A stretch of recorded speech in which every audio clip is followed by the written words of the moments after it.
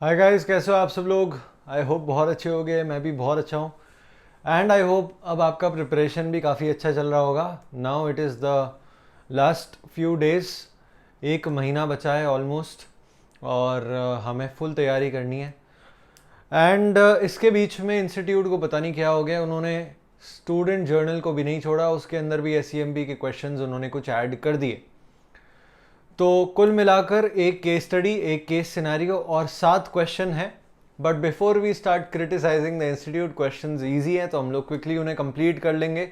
सारे क्वेश्चंस को quickly cover करते हैं और फिर टेंशन की कोई बात होगी ही नहीं।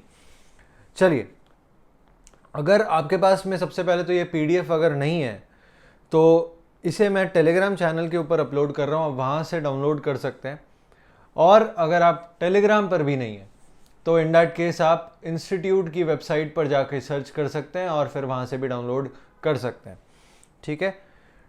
टेलीग्राम अगर आपके पास में है और आप हमारे चैनल पे नहीं है, चैनल को नहीं जानते हैं, तो उसका लिंक फिर मैं चैनल का लिंक नीचे कमेंट बॉक्स में छोड़ दूंगा, उसको पिन कर दूंगा कमेंट को, तो सबसे ऊपर आपको दिखाई देगा और क्विकली आप उस पर जंप करके इस PDF को डाउनलोड कर सकते हैं। चलिए स्टार्ट करते हैं हमारे केस स्टडी के साथ में।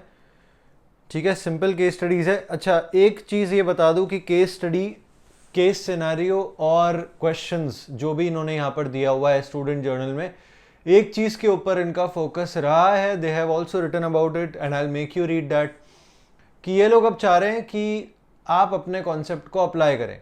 सो they do not want to check if you know the concept, they do not want to know if you have mugged up the concept, मतलब कि थ्योरी ऐसा रटी है या नहीं है, वो उनका मतलब नहीं है। उनका पर्पस ये है कि अगर आपको कॉन्सेप्ट पता है तो आप कॉन्सेप्ट को अप्लाई करके बता दो। ठीक है। So be it a case scenario, a case study, या कोई क्वेश्चन भी होगा तो उसके अंदर भी बेसिकली एक तरह का केस दिया होता है ज़्यादातर करके, तो फिर हमें कॉन्सेप्ट को अप्लाई करना पड़ता है। तो वही चीज़ को वो लोग चेक करना चाहते हैं। ऑल्सो इसका मतलब ये नहीं है कि हम याद भी ना करें, रटना नहीं है, बट याद तो रखना ही पड़ेगा ना थ्योरी को। तो याद रखने के लिए जो कीवर्ड्स हैं उनके ऊपर फोकस हमें करना है, क्योंकि इंस्टीट्यूट अभी भी अपने आंसर के अंदर उन कीवर्ड्स को फोकस देता है, उसके लिए मार्क्स होते हैं। तो उन चीज़ों को आपको थोड़ा याद करने के लिए उस पर फोकस करना पड़ेगा। Okay, let's begin with the case study. सबसे पहले यहाँ पर देखो, basic objective of case study is to allow the students to apply ideas and insights from theory to real life issues. ठीक है, स्टार्ट कर रहे हैं। प्राइसिंग स्ट्रैटेजी के ऊपर ये केस स्टडी है। ITB भूल जाओ, ITC बोलो। ठीक है, ITC से सब कुछ समझ में आ जाएगा। So ITB is a multi brand diversified conglomerate corporation that deals in a wide range of industries, from hotels to FMCG, सब कुछ रखते हैं। ठीक है, from paper to tobacco, from IT solutions to agri business, through its different divisions and departments, अलग अलग इनके divisions और डिपार्टमेंट्स होते हैं, which are working independently work कर रहे हैं, मतलब कि डिसेंट्रलाइजेशन है। Managers of some of these divisions are accountable for their cost and revenue, कुछ डिवीजन में कॉस्ट और रेवेन्यू के लिए मैनेजर की रिस्पॉन्सिबिलिटी है, यानी कि ये डिवीजन क्या हो गया, profit centre. While in others they are additionally accountable for the capital employed too. ठीक है, बचे हुए वाले में कैपिटल एम्प्लॉयड के ऊपर भी फोकस रहता है। तो वो आपके कौन से हो गए सेंटर, इन्वेस्टमेंट सेंटर। क्यों, देखो प्रॉफिट सेंटर के अंदर रेवेन्यू और कॉस्ट दोनों के ऊपर फोकस करते हैं, बट इन्वेस्टमेंट के ऊपर फोकस नहीं करते। ठीक है, और उसके साथ में अगर इन्वेस्टमेंट के ऊपर फोकस करेंगे तो वो क्या हो जाएगा, investment centre. Okay, ITB is still diversifying it's business. Now FMCG division के बारे में बताया। In the recent quarter, the FMCG division of ITB launched Moon Feast Dream Cream Biscuits. ये Sun Feast से नाम चुरा कर Moon Feast कर दिया।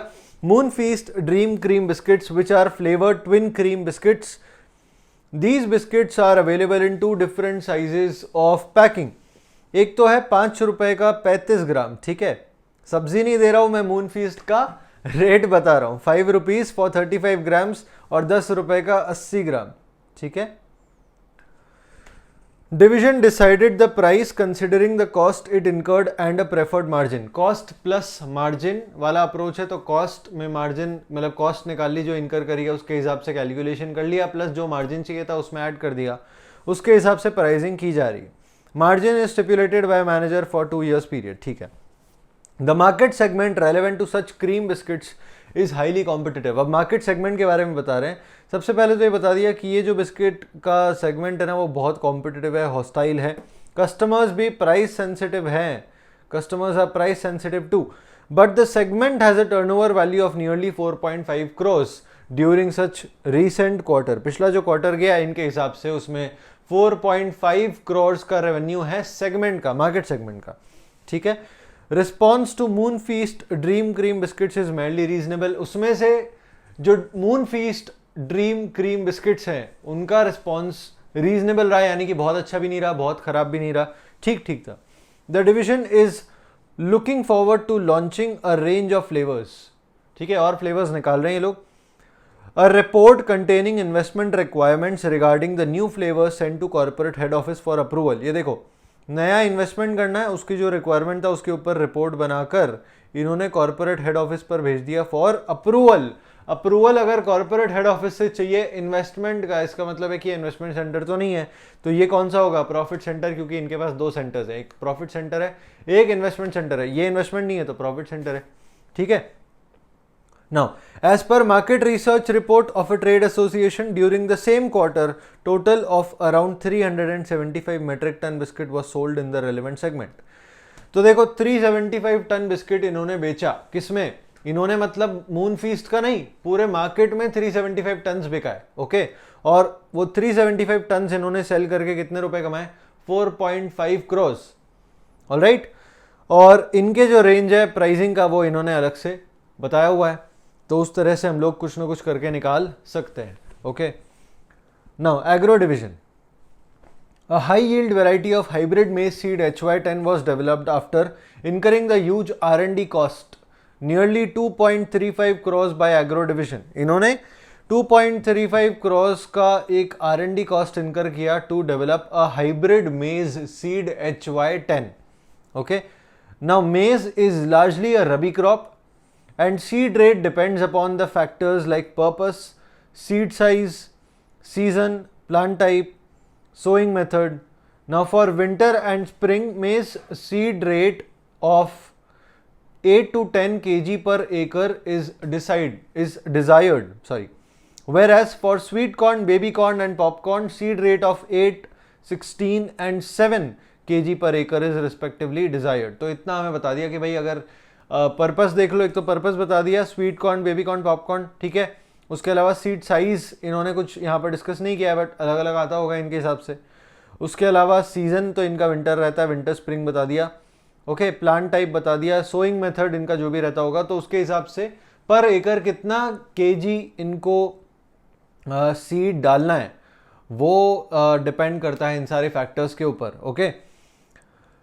Now HY10 committed and provide high yield and big deep grains। तो इनका कमिटमेंट क्या है कि ये यील्ड ज़्यादा प्रोवाइड कर रहे हैं, ग्रेन्स भी इनके बिग हैं, डीप जाते हैं, also reduces the seed rate requirements to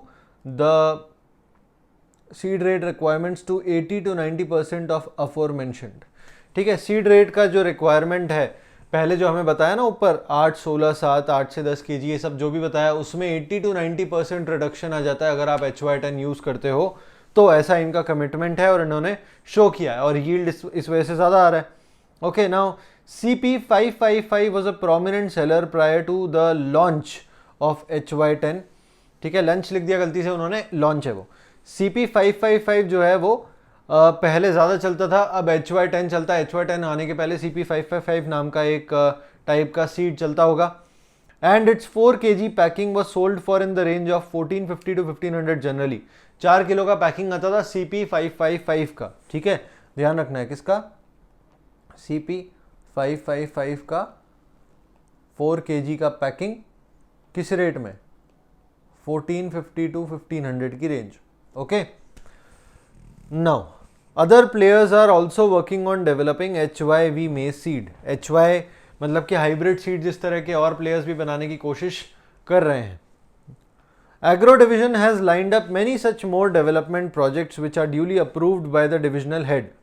देखो इन्होंने और भी डेवलपमेंट प्रोजेक्ट्स लाइन अप करके रखे और इसका अप्रूवल दिया है डिवीजन हेड ने। ये कॉर्पोरेट ऑफिस पर नहीं गए अप्रूवल के लिए, ये डिविजनल हेड के अप्रूवल से चल रहे हैं। इसका मतलब ये कि agro division is an investment centre, क्योंकि अब देखो डेवलपमेंट पहले HY10 का किया, उसमें इनका R&D कॉस्ट लगा 2.35 crore, that is what, it is an investment.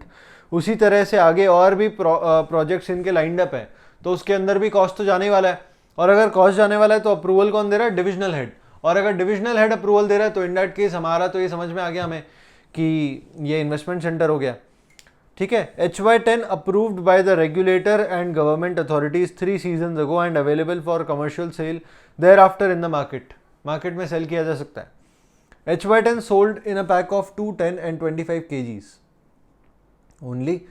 2 kilo, 10 kilo, 25 kilo का पैकेट अवेलेबल है। Figures pertaining to these 3 seasons are tabled below. देखो सीजन फर्स्ट सीजन में इनका रेवेन्यू था 7460 रुपीज़ का, ठीक है, 7460,000 रुपीज़ का। और इन्होंने कितना सेल किया, अगर क्विंटल में बात करेंगे तो 149.2। फिर सेकंड सीजन का अलग बताया हुआ है, थर्ड सीजन का इन्होंने अलग बताया हुआ है, ओके। यहाँ से हम लोग क्या निकाल सकते हैं, पर केजी रेट कितना है उसका, वो हम लोग आइडेंटिफाई यहाँ से कर सकते हैं। उसके बाद में इन्होंने होटल्स की बात करी। Hotels, ITB hotels are known for state of art amenities and great hospitality. The occupancy rate ranges from 70 to 80% on average. Occupancy है 70 to 80% एवरेज में।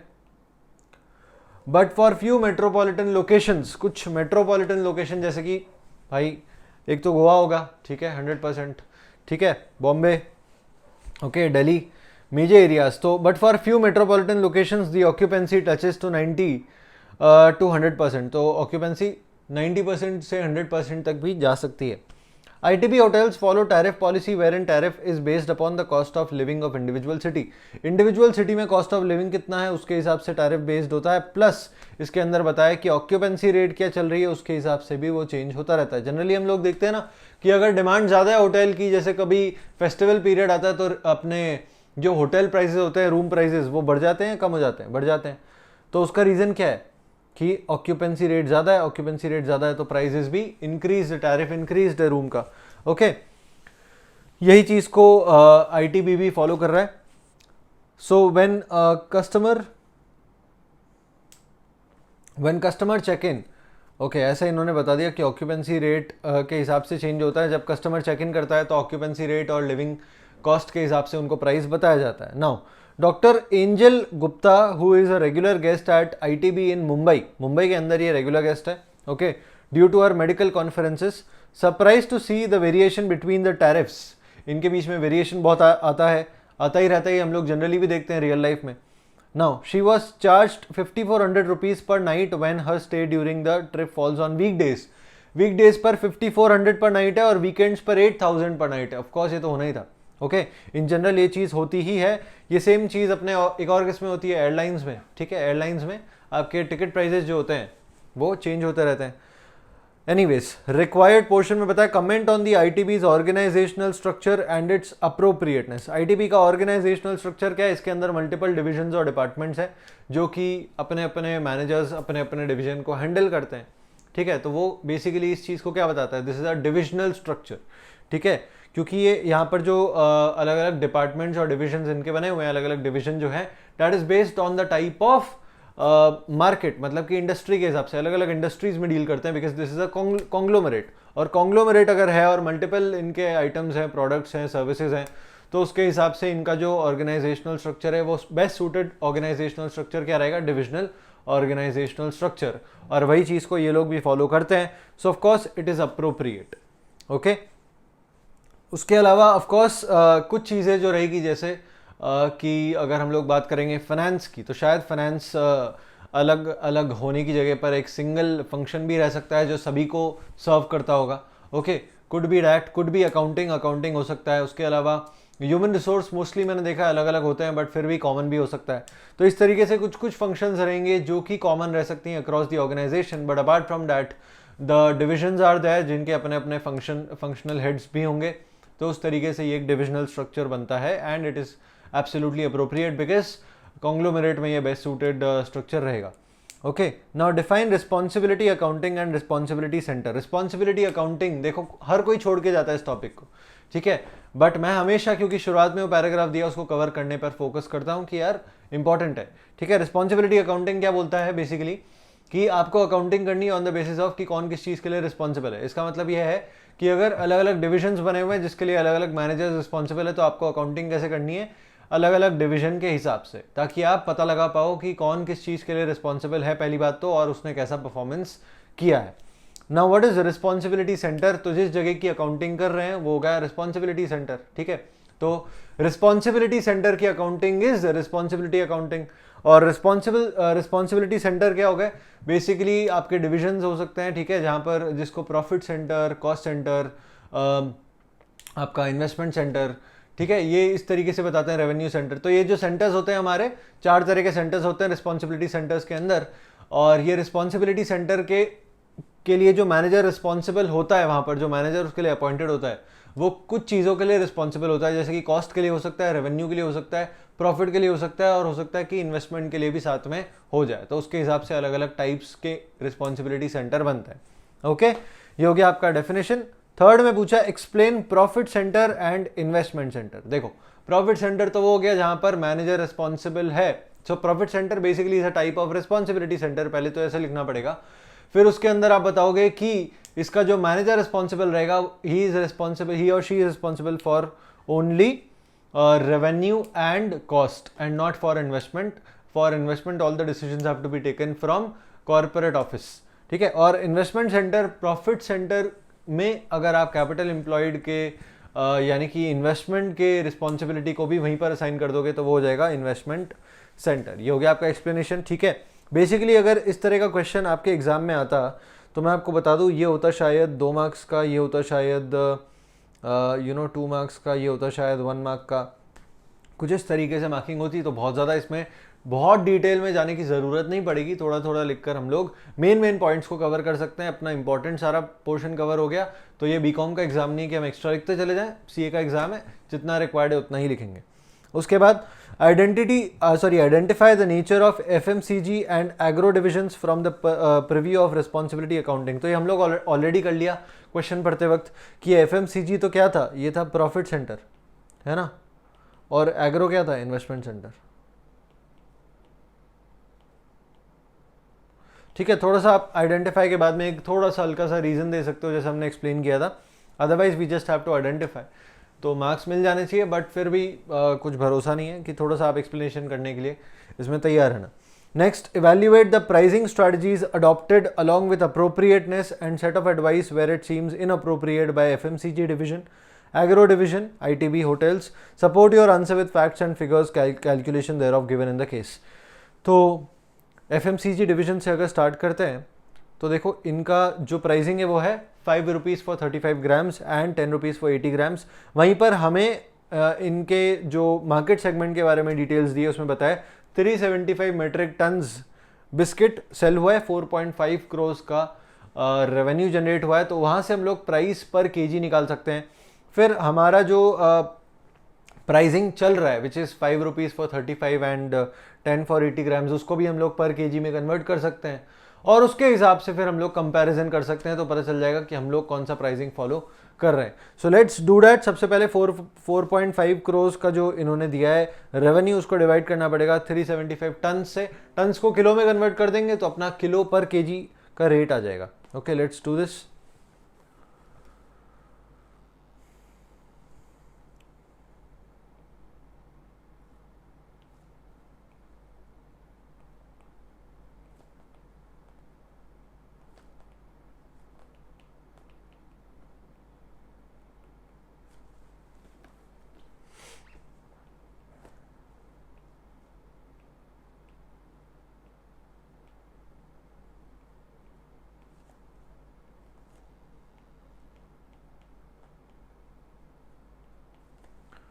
ठीक है, ये आप डिवाइड कीजिए तो आपका आ जाएगा market rate of biscuits. Okay, तो वो आता है अपना 4 crore 50 lakhs divided by 3,75,000, this comes to 120 per KG.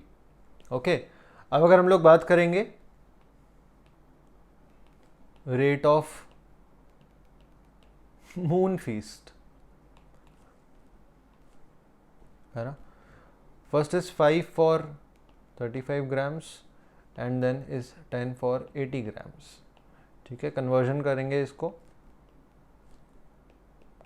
पर केजी में. तो 1 kg is 1000 grams, right. So 5 divided by, सबसे पहले तो 35 डिवाइडेड बाय 1000, तो ये आया 0.035 kg, है ना. और इसके हिसाब से आप कर दो 5 से डिवाइड, ये आता है आपका अप्रॉक्सीमेटली 142.86 पर केजी. ओके, सिमिलरली आपको क्या करना है, 80 ग्राम्स वाले को करना है. तो 80 ग्राम्स को पहले किलो में कन्वर्ट कर दो. ओके, और उसके बाद फिर 10 को उससे डिवाइड कर दो,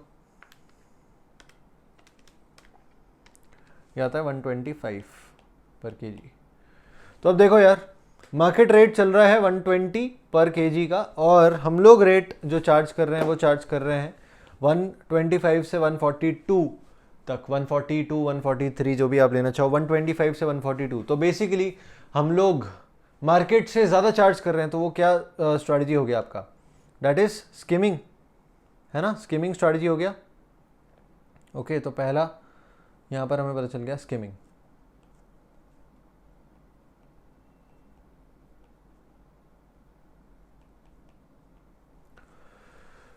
नाउ द क्वेश्चन इज कि हमें ये भी एडवाइस करना है कि ये अप्रोप्रिएट है क्या, और अगर इनअप्रोप्रिएट है तो हम क्या सजेस्ट करते हैं. सो इन दिस केस मुझे लगता है कि अप्रोप्रिएट नहीं है. अप्रोप्रिएट नहीं होने के जो रीजंस है वो क्या हैं. सबसे पहला रीज़न है कि market is competitive and hostile. तो हमें मार्केट को बीट करना पड़ेगा, या मार्केट से फाइट या compete करने के लिए हमें प्राइसिंग को तो रिवाइज करना ही होगा. Second is customers are price sensitive. Customers भी अगर प्राइस सेंसिटिव है तो फिर इन दैट केस तो हमें अपने प्राइस को कम रखना ही पड़ेगा मार्केट के कंपैरिजन में, otherwise how will we win customers. तो इस सिनेरियो से हमें समझ में आया कि हमारा जो प्राइसिंग स्ट्रैटेजी है वो तो इनअप्रोप्रिएट हो गया.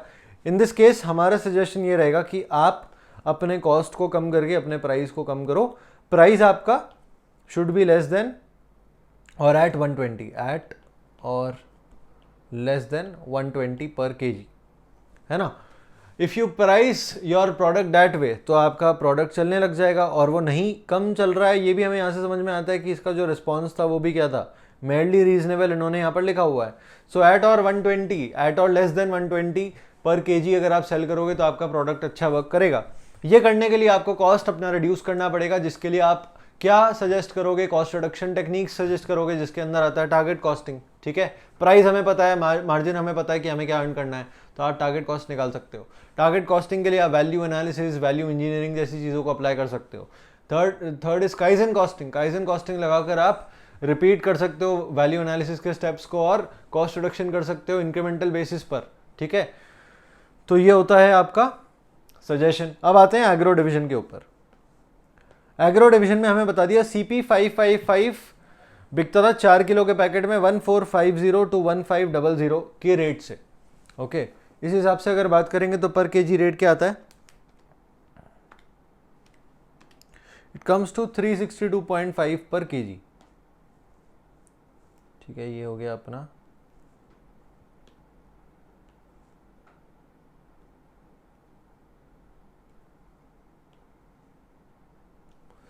This is our FMCG.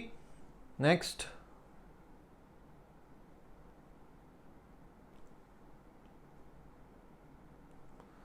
हम लोग ले रहे हैं एग्रो,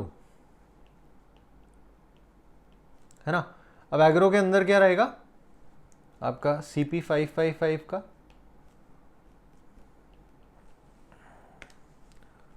362.5 से लेकर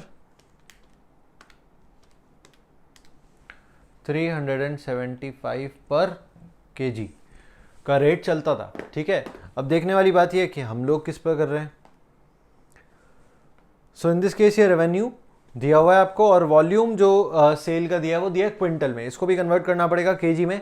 ना 1 quintal is equals to 100 kg. Okay,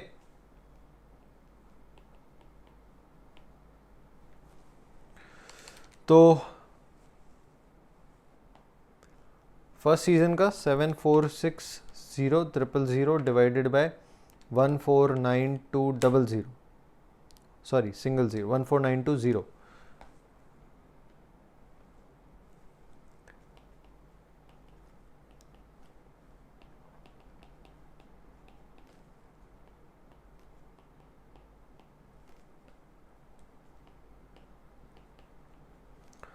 first season में हमने निकाल लिया, ये आया अपना 500 पर केजी।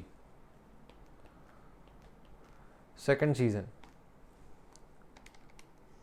13185,000 डिवाइडेड बाय 29300, ये आता है आपका sir 450 per kg. Okay, and similarly third वाले का भी निकाल लो, ये आएगा आपका 12460,000 divided by 31150 and this comes to 400। क्या समझ में आया यहाँ से? कौन सा स्ट्रैटेजी फॉलो कर रहे हैं ये लोग? स्किमिंग प्राइसिंग, ठीक है। ऊपर का सजेशन हमने क्या देना है? पेनिट्रेशन, ये वर्ड यूज करना जरूरी है।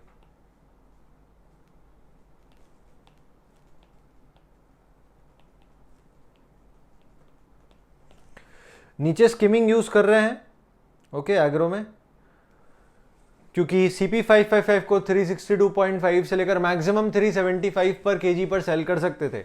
और यहाँ पर अगर बात करेंगे HY10 की, तो स्टार्ट ही इन्होंने 500 रुपीज़ पर केजी से किया है। इसका रीज़न क्या है? इसका रीज़न ये है कि हमारा प्रोडक्ट एक तो सुपीरियर है, ठीक है। हमने R&D किया उसके ऊपर, R&D करने के लिए हमने यहाँ पर इनकर किया 2.35 करोड़, तो डेफिनेटली हमें उसको रिकवर करना ही है। और स्किमिंग प्राइसिंग में हम लोग ज़्यादा प्राइस शुरुआत में इसलिए रखते हैं क्योंकि कम क्वांटिटी सेल होगा बट रेवेन्यू ज़्यादा जनरेट होगा, जिसकी वजह से हम लोग अपना R&D कॉस्ट क्विकली रिकवर कर पाएंगे before anyone else copies our product. तो वो चीज़ यहाँ पर चल रही है कि यहाँ पर जो बाकी के प्लेयर्स हैं वो भी इस तरह का प्रोडक्ट डिज़ाइन करने में, डेवलप करने में लगे हुए हैं। तो by the time they will develop it, हम लोग अपना स्किमिंग प्राइसिंग की वजह से अपना कॉस्ट रिकवर कर लेंगे, तो वो हमें एडवांटेज मिल जाएगा। तो डेफिनेटली ये अप्रोप्रिएट लगता है मुझे। 500 से इन्होंने स्टार्ट किया एंड देन आप देख रहे हो कि 450 पे ले गए, फिर 400 पे ले गए, अभी भी ज़्यादा है बट ये लोग रिड्यूस कर रहे हैं। क्यों रिड्यूस कर रहे हैं? क्योंकि जैसे जैसे मार्केट में नए प्लेयर्स आते जा रहे होंगे वैसे वैसे ये लोग कॉस्ट को, प्राइस को रिड्यूस कर रहे होंगे। और प्राइस को रिड्यूस करने का और क्या फ़ायदा होगा कि इनका मार्केट एक्सपेंशन होगा। तो 100% ये चीज़ रेकमेंडेड है, जो ये लोग कर रहे हैं वो एकदम करेक्ट कर रहे हैं, ओके, अप्रोप्रिएट है।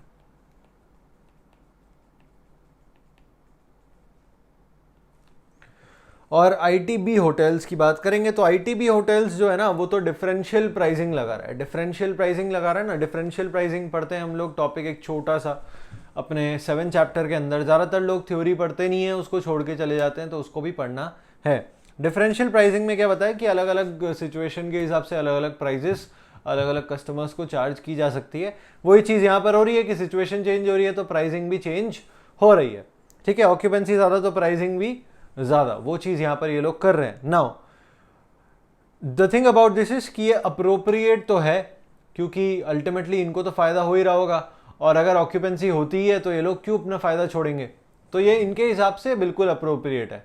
But there is one more thing which is there, वो ये है कि यहाँ पर इनके जो रेगुलर कस्टमर्स होंगे ना, जैसे कि अपने को एग्जाम्पल में बताया डॉक्टर एंजल गुप्ता, ओके, वो क्या होंगे, वो फ्रस्ट्रेट हो जाएंगे। फ्रस्ट्रेट क्यों हो जाएंगे? क्योंकि प्राइस वेरिएशन बहुत ज़्यादा आ रहा है, जो इन्होंने यहाँ पर बात करी 5400 से लेकर 8000 तक का प्राइस चले जाता है। तो इतना अगर वेरिएशन हो रहा है तो वो वेरिएशन की वजह से कोई भी रेगुलर कस्टमर फ्रस्ट्रेट हो सकता है। तो इन दैट केस इनको कुछ ना कुछ करना चाहिए, कुछ ना कुछ में हम लोग क्या एक एडवाइस दे सकते हैं। सो बेसिकली मेरी तरफ से एडवाइस ये रहेगा कि इनके जो रेगुलर कस्टमर्स हैं उनके लिए पैकेज डील्स जैसा कुछ आप निकाल दें, और अगर ऐसा निकाल सकते हैं कि इतने मतलब 1 साल के अंदर इतने बार आप आएंगे तो आपको ये फेयर लगेगा, ठीक है, उस तरीके से कुछ किया जा सकता है। तो अगर ऐसा कुछ ये लोग करने के बारे में सोचते हैं तो ठीक है, अदरवाइज डॉक्टर एंजल गुप्ता जैसे और भी अगर इनके रेगुलर कस्टमर्स होंगे तो वो अल्टीमेटली फ्रस्ट्रेट हो जाएंगे, ओके। सो ये था हमारा अच्छा, इसको क्या कहते हैं बेसिकली, ये वाले जो टाइप का प्राइसिंग है ये इन्होंने एक नया नाम इंट्रोड्यूस कर दिया स्टूडेंट जर्नल के अंदर से, तो वो मेरा रिस्पॉन्सिबिलिटी कि मैं आपको बता दूं कि अगर ऑक्यूपेंसी ज़्यादा है उसके हिसाब से प्राइसिंग ज़्यादा कर रहे हैं ना, तो उसको कहेंगे पीक लोड प्राइसिंग। क्या कहेंगे? Peak load pricing. ठीक है, ये नाम याद कर लो, पीक लोड प्राइसिंग। अब ये प्राइसिंग में ऐसा कुछ नहीं है जो आपको ऑलरेडी नहीं पता। अगर रिक्वायरमेंट ज़्यादा आ रही है तो अचानक से प्राइस बढ़ गई। ठीक है, जैसे यहाँ पर ऑक्यूपेंसी ज़्यादा हो रही है तो प्राइसिंग बढ़ा दी, तो पीक लोड प्राइसिंग। ठीक है, ऑफ कोर्स इनके लिए ये अप्रोप्रिएट है और हमने इसके अंदर एडवाइस भी इनको दे दिया। तो ये हो गया हमारा केस स्टडी।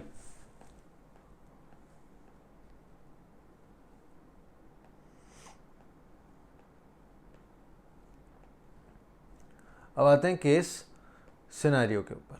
ठीक है, केस सिनेरियो क्या होता है कि short cases or case scenario, ऐसा इनका कहना है। ठीक है, ऐसा इन्होंने यहां पर बता दिया हमें। Now let's read the question. Profitability analysis के ऊपर ये क्वेश्चन है।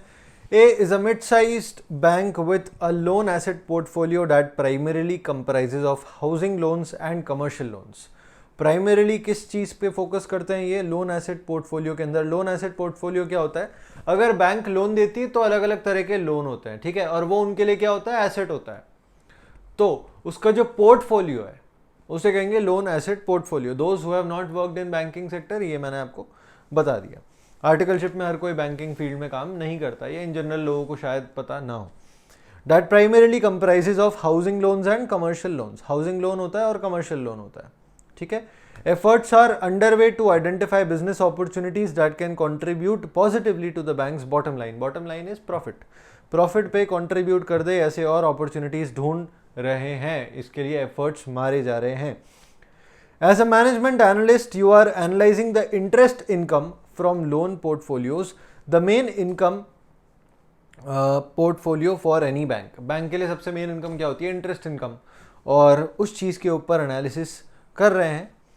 You notice interest income from two types of loan portfolios. एक है स्टूडेंट एजुकेशन लोन और एक है कंज्यूमर ड्यूरेबल लोन्स।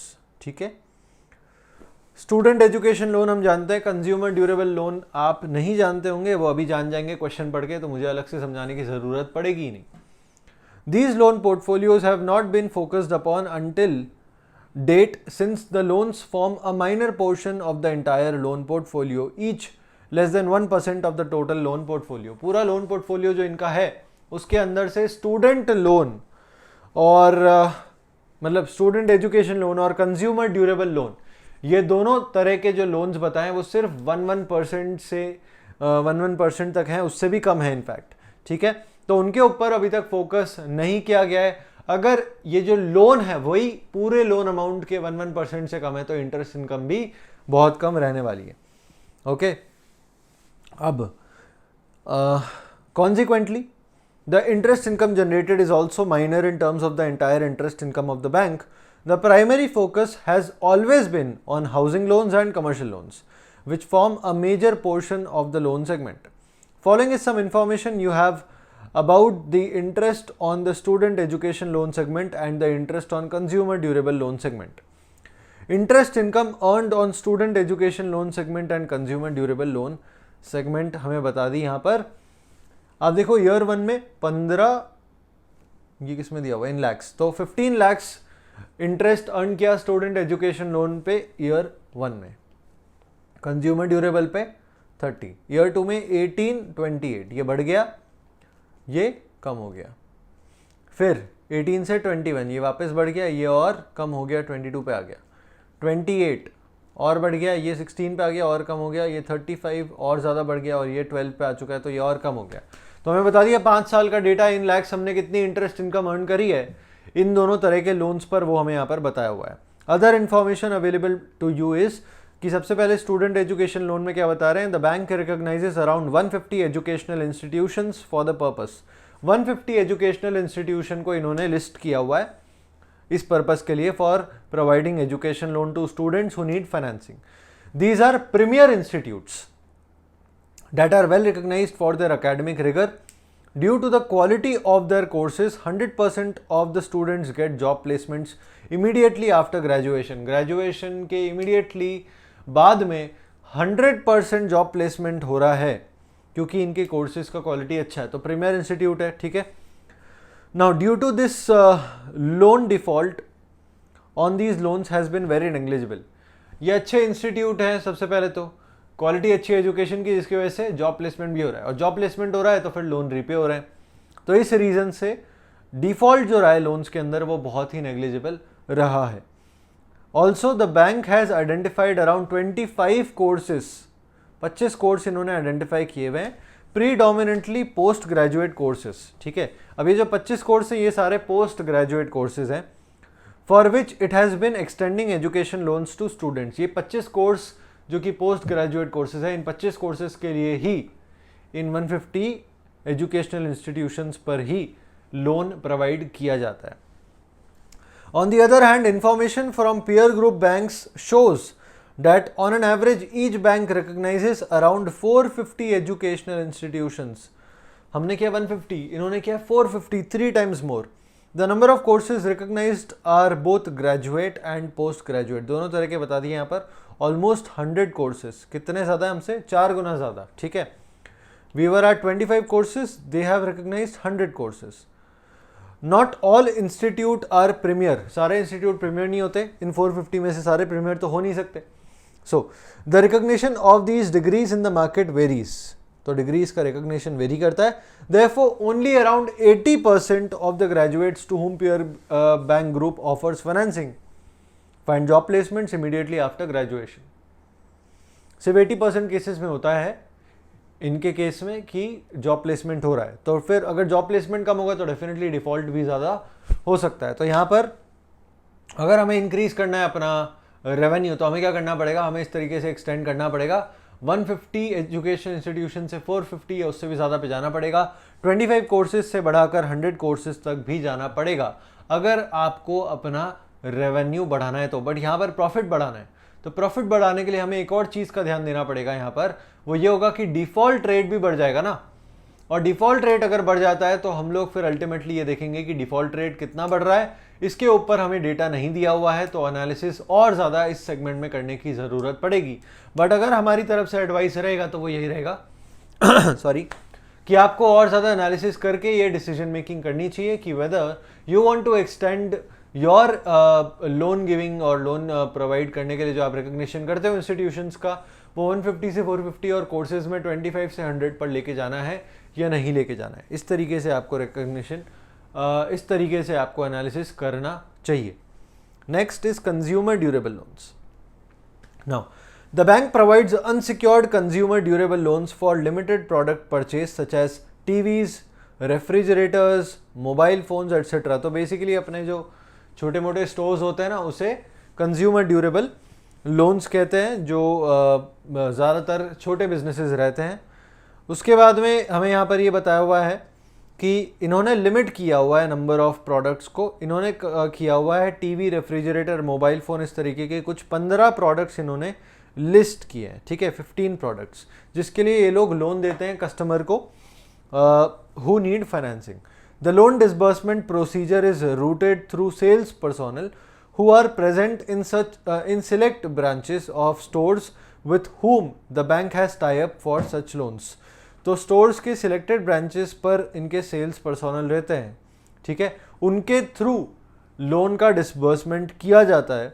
और उसके अलावा इन्होंने क्या बताया हुआ है कि loan processing takes few days with due diligence done based on the loan application documents that the customer submits. Customer के डॉक्यूमेंटेशन के बेसिस पर ड्यू डिलिजेंस होता है और उसके हिसाब से इनको लोन दिया जाता है, तो लोन प्रोसेस करने में कुछ दिन तो लग जाते हैं। Next, again due to this due diligence default rates have been negligible. Default rate इस केस में भी कम है क्योंकि हम लोग ड्यू डिलिजेंस भी प्रॉपर कर रहे हैं। On the other hand, information from peer banks suggest that on an average each bank recognizes about 45 products for which they provide customers financing when they want to purchase the consumer durable item. हमने किए 15, इन्होंने किए 45, again 3 times, okay. उसके बाद में इन्होंने क्या बता दिया, loan processing is done online with the help of the respective banks inbuilt loan application system. तो लोग ऑनलाइन कर रहे हैं, इनको सेल्स पर्सोनल की ज़रूरत नहीं है। ऑनलाइन सिस्टम से इमीडिएट बेसिस पर इन लोगों का लोन प्रोसेस हो सकता है. Okay, loan disbursement is also immediate. Loan disbursement भी इमीडिएट हो रहा है. इसका मतलब यह कि ये लोग ड्यू डिलिजेंस नहीं या कम करते हैं और लोन डिसबर्समेंट इमीडिएटली कर देते हैं. तो इसकी वजह से इनका जो डिफॉल्ट रेट रहेगा वो भी ज़्यादा रहेगा. The consumer durable can be purchase from any store, not just from recognized stores that have a tie-up with the respective bank. This enables hassle-free shopping experience to many. तो ये भी कहीं से भी किया जा सकता है जिसकी वजह से हैसल फ्री शॉपिंग होती है. ठीक है, और हमारे केस में तो क्या है कि हम लोग तो रिस्पेक्टिव स्टोर्स पर ही काम करते हैं. ठीक है, तो इन दैट केस आपको अगर इसको भी बढ़ाना है तो वापस से क्या सोचना पड़ेगा कि आप 15 से 45 या उससे ज़्यादा पर जाना चाहते हो या नहीं जाना चाहते हो. एंड ऑल्सो ड्यू डिलिजेंस करना चाहते हो नहीं करना चाहते हो. ड्यू डिलिजेंस करोगे तो टाइम तो लगेगा, और टाइम लगेगा तो इमीडिएट बेसिस पर डिसबर्समेंट नहीं हो पाएगा. और अगर ऐसा नहीं हो पाएगा तो फिर ऑफ कोर्स आपके जो नंबर ऑफ लोन्स रहेंगे जो आप प्रोसेस करोगे वो कम रहेंगे. ठीक है, उसके अलावा यहाँ पर एक और चीज़ बता दी कि आप सेल्स पर्सोनल पे डिपेंडेंट होने की ज़रूरत नहीं है. You can move to online system of loan processing. तो आप वो भी चीज़ कर सकते हो अगर आपको इंक्रीमेंट करना है तो. बट ऑफ कोर्स इन सारी चीज़ों की वजह से एक तो आपका कॉस्ट इनकर होगा, तो कॉस्ट बेनिफिट एनालिसिस हमको करना पड़ेगा. एंड ऑल्सो इसके अंदर डिफ़ॉल्ट रेट बढ़ने की चांसेस हैं.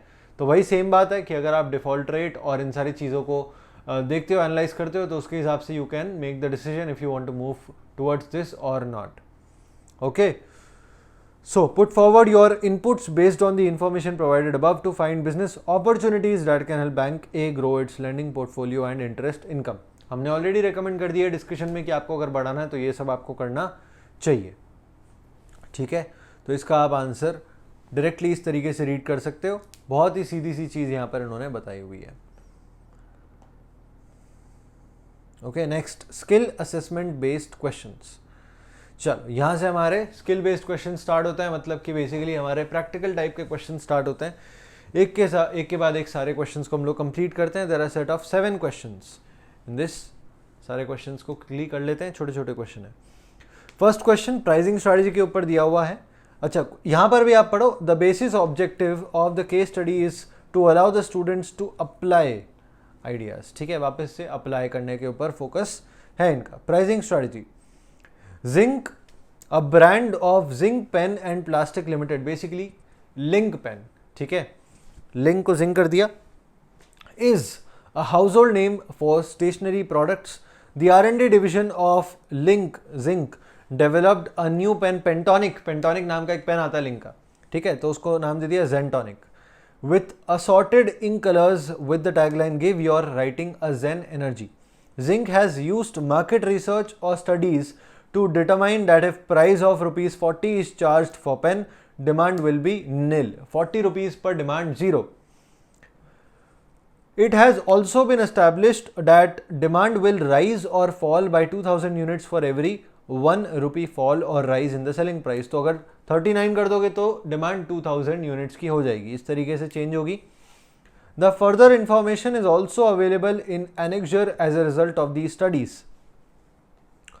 The board members, in presence of functional heads at ZPPL, are discussing the different pricing strategies that can be adopted in context to Zentonic. Dissension is clearly visible between the marketing head and the finance head. Marketing head और finance head के बीच में conflict चल रहा है, दोनों की सोच नहीं मिल पा रही है. देखते हैं. The marketing head is striving to keep the price as low as possible to capture the commercial space and maximize the revenue. Whereas the finance head argued in favor of keeping the price high to maximize the profit because the design and R&D of Zentonic will not be matched by the competitors currently. The distinct parameters जैसे कि revenue and profit of performance linked pay seem to be the major reason for contradiction between two functional heads. Okay, board members consider both the thoughts and instruct you. You are management accountant to derive the price.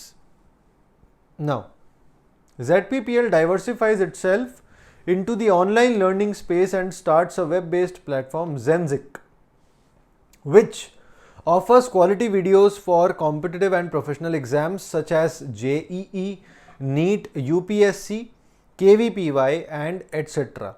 In order to attract the viewer, Zenzik offers few lectures on fundamental concepts of curriculum after registration at the website without any cost.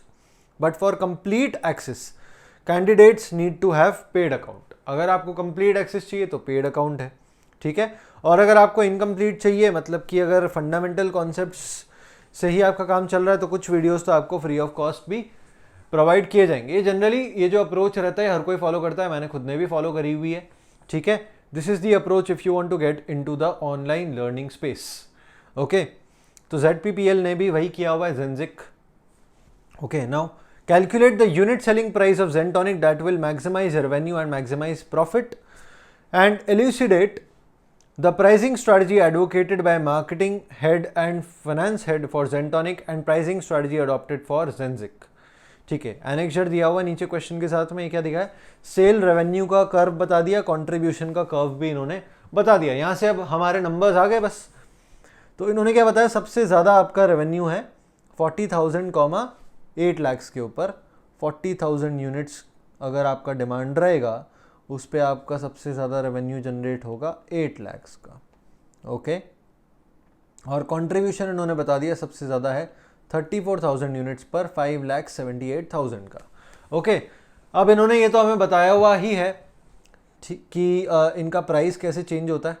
Okay, तो हमें ये देखना है कि 34,000 पे आते आते इनका प्राइस क्या हो जाएगा. ओके, अब हमें एक चीज़ बतानी है कि कौन से प्राइस पर इनका रेवेन्यू मैक्सिमम है, कौन से प्राइस पर इनका प्रॉफिट मैक्सिमम है. तो रेवेन्यू मैक्सिमम कौन से प्राइस पर है इनका, 8 लाख का रेवेन्यू मैक्सिमम रेवेन्यू है, ठीक है. और ये है 40,000 यूनिट्स के हिसाब से, तो आपका जो प्राइस है वो आ गया 20, ठीक है. और प्रॉफिट कहाँ पर मैक्सिमम है, 5,78,000 is the maximum contribution, sorry is the maximum contribution.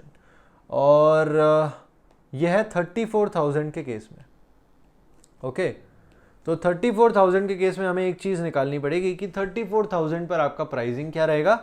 और एक चीज़ यहाँ से एक और चीज़ निकाली जा सकती है, वो होगा हमारा कॉस्ट पर यूनिट, ठीक है. तो यहाँ पर हम लोग क्या निकाल लेते हैं, एक तो हमारा रेवेन्यू निकाल लेते हैं, कॉस्ट निकाल लेते हैं, और उसके हिसाब से हमारा प्राइस आ जाएगा. सो 34,000 अगर रहता है तो मेरा प्राइसिंग क्या रहेगा, सबसे पहले तो ये निकालते हैं. सो देखो, आपने स्टार्ट किया 40 रुपीज़ से, आपका डिमांड है 0, और हर 1 रुपये चेंज के साथ में आपका डिमांड चेंज होता है 2,000 से, ठीक है. सो मेरा जो एक इक्वेशन अगर बनाऊंगा तो वो क्या बन जाएगा यहाँ पर, तो 2,000 से मेरा क्वांटिटी चेंज होता है ना. और मैक्सिमम मेरा क्वांटिटी कितना जा सकता है अगर प्राइस 0 होगा, तो 0 रेवेन्यू पे कर्व एंड हो रहा है 80,000 यूनिट्स पे, ठीक है. सो मैक्सिमम मैं जा सकता हूँ 80,000 पे, सॉरी ये मैंने क्यू लिख दिया, इसको लिखना पड़ेगा प्राइस. ओके, और यहाँ से आपका आ जाएगा क्वांटिटी. तो ये हो गया आपका equation, quantity is equals to 80,000 minus 2,000 P. अब हमें क्या निकालना है, बेसिकली हमें निकालना है कि प्राइस क्या है. So we know the quantity which is 34,000 is equals to 80,000 minus 2,000 P. तो 2,000 P is equals to 46,000 P is equals to 23. Price आगे, तो 23 के प्राइस पे आपका सबसे ज़्यादा होता है कंट्रीब्यूशन. अब अगर आप यहाँ पर ये भी निकालना चाहो कि मेरा कॉस्ट कितना है, तो वो भी हम निकाल सकते हैं, क्योंकि हमारे पास में 5,78,000 का कंट्रीब्यूशन. सो 578,000 डिवाइडेड बाय 34,000, ये होता है आपका 17 कंट्रीब्यूशन, ठीक है. तो आपका जो कॉस्ट रहेगा ना वो जाएगा 6. ओके, सारी चीज़ें निकल गई. तो आपका मैक्सिमम रेवेन्यू किस पे होता है ना, unit selling price at that will maximise revenue, it is 20 and maximise profit is 23. Got it. Now elucidate the pricing strategy advocated by marketing head. Marketing head क्या बोल रहा है, पढ़ लेते हैं एक बार. मार्केटिंग हेड ने क्या कहा था,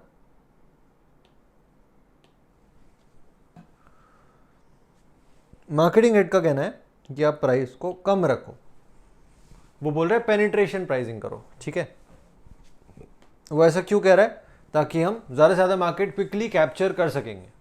तो ऐसा मार्केटिंग हेड का सोचना है, इसके ऊपर ही इसका कहना है कि अगर हम लोग ज़्यादा से ज़्यादा मार्केट कैप्चर करेंगे, ज़्यादा से ज़्यादा प्रोडक्ट सेल करेंगे तो रेवेन्यू हमारा ज़्यादा होगा।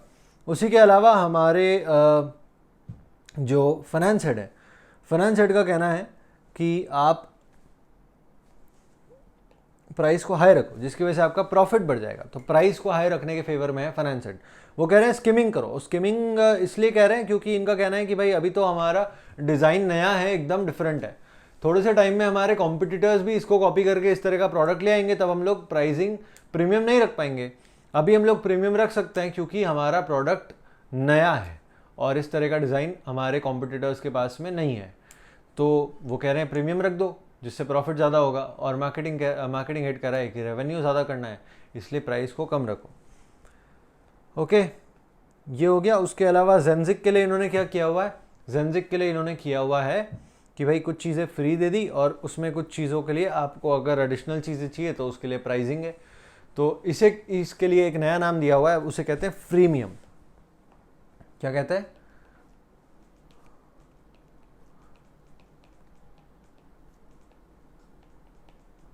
ये फ्रीमियम प्राइसिंग है, ठीक है, जिसके अंदर फ्री भी देते हैं और प्रीमियम भी चार्ज कर लेते हैं अगर ज़्यादा चाहिए तो। ये नाम इंस्टीट्यूट ने ही सजेस्ट किया हुआ, इसीलिए यूज़ कर रहा हूँ, और इन जनरल भी यही यूज़ किया जाता है। तो इस तरीके से आप इस टर्म को यूज़ कर सकते हैं। ये चीज़ इन्होंने यूज़ करी है जिसमें कुछ चीज़ें फ्री देते हैं, फिर बाद में अगर एडिशनल फीचर्स चाहिए उसके अंदर तो प्रीमियम रहता है प्राइसिंग। ओके, ये हो गया हमारा question. Question number 2, service level agreement के ऊपर पहली बार इंस्टीट्यूट ने एक क्वेश्चन निकाला है। इसके पहले कोई क्वेश्चन हमारे पास में इस टॉपिक के ऊपर अवेलेबल नहीं था। Red Star Limited RSL is the largest manufacturer of air conditioners. RSL is not good at attending the customer calls due to lack of capabilities, but it is an important activity from the aspect of the value chain. Hence, in order to improve customer experience downstream supply chain, RSL decided to hire Krishna Infotech and BPO Services KIBS for attending the calls of their existing and prospective customer. Service level agreement was duly entered and service level of 90-20 has been prescribed to keep a check on service quality. अब ये क्या चीज़ होती है हमें पता नहीं है, तो इस चीज़ के ऊपर डिस्कशन करना पड़ेगा कि 90-20 का मतलब क्या है। तो सबसे पहले ये समझाता हूँ कि 90-20 का मतलब क्या है। 90-20 का मतलब ये है, ठीक है, in case of only this, अलग अलग सर्विस लेवल्स हो सकते हैं अलग अलग अग्रीमेंट्स के अंदर। इन केस ऑफ दिस केस ये 90-20 का मतलब क्या होगा कि आपको 90%, कितना, 90% कॉल्स पिकअप करने हैं with in 20 seconds of calling, है ना। यहां पर कॉल सेंटर कैसे काम करता है, कॉल करा इमीडिएटली उठना चाहिए कि नहीं उठना चाहिए, कि टाइम के बाद उठना चाहिए, इमीडिएटली उठना चाहिए। तो ये कह रहे हैं 20 सेकेंड्स के अंदर अंदर 90% से ज़्यादा कॉल्स, 90% कॉल्स उठने चाहिए, ज़्यादा नहीं। 90% कॉल्स कितने में उठने चाहिए, 20 सेकेंड के अंदर अंदर। ओके, इस चीज़ का मतलब है 90-20 SL सर्विस लेवल, ठीक है। अब इसका दूसरा एग्जाम्पल देता हूँ। अगर समझ लो हमने आउटसोर्स किया है, आउटसोर्स रहने दीजिए, इसमें हम लोग कर लेते हैं कि अगर हम प्रोक्योर कर रहे हैं, जैसे GIT के अंदर प्रोक्योरमेंट करते हैं ना, तो उस तरीके समझ लो कि या फिर आउटसोर्स करें, आउटसोर्स भी पकड़ सकते हो। तो हमारे पास प्रोडक्ट आना चाहिए, स्टॉक आउट नहीं होना चाहिए, ठीक है। तो 95% केसेस में हमारे पास में प्रोडक्ट आ जाना चाहिए विद इन द टाइम जो भी उसमें सेट करेंगे, जैसे 1 डे 2 डेज, ठीक है। तो वो क्या हो जाएगा, 95% केसेस में अगर चाहिए 2 दिन के अंदर तो 95%/95/2, ठीक है, उस तरीके से। तो अलग अलग तरीके से अलग अलग जगह पर वर्क करता है। Now invoice will be generated monthly and SL will also be observed on monthly basis. For the first month along with the invoice, KIBS provide the following details to RSL. Total calls offered 5120, calls answered within threshold time, मतलब कि 20 second के अंदर इन्होंने answer कर दिए, क्या, कितने answer किए, 4850। ओके, मतलब कितना परसेंट हो गया ये, 4850 डिवाइडेड बाय 5120, ये हो गया आपका 94.7%, ठीक है। बट एक और चीज़ दी है तो ये सही नहीं हो सकता शायद, शॉर्ट और abandon calls with in threshold time, तो ये चीज़ को एडजस्ट करना पड़ेगा। ओके, शॉर्ट और अबैंडन कॉल्स मतलब कि भाई कॉल उठाने के पहले ही कस्टमर ने रख दिया या उससे बात करने के पहले ही उसने कॉल करके रख दिया, तो हमारी अल्टीमेटली बात ही नहीं हो पाई। ऐसे ऐसे कितने केस थे? 115 केसेस थे, ठीक है। तो बेसिकली टोटल हमने कितने कॉल्स पर बात करी होगी? 5120 माइनस 115, इसका मतलब है हमने 5005 कॉल्स हमने अटेंड किए हैं और बात करी है, ठीक है। 5005 कॉल्स हमने बात कर ली, तो हमारा कितना परसेंट हो गया अब? 4850 डिवाइडेड बाय 5120 माइनस 115, ये कितना परसेंट होता है?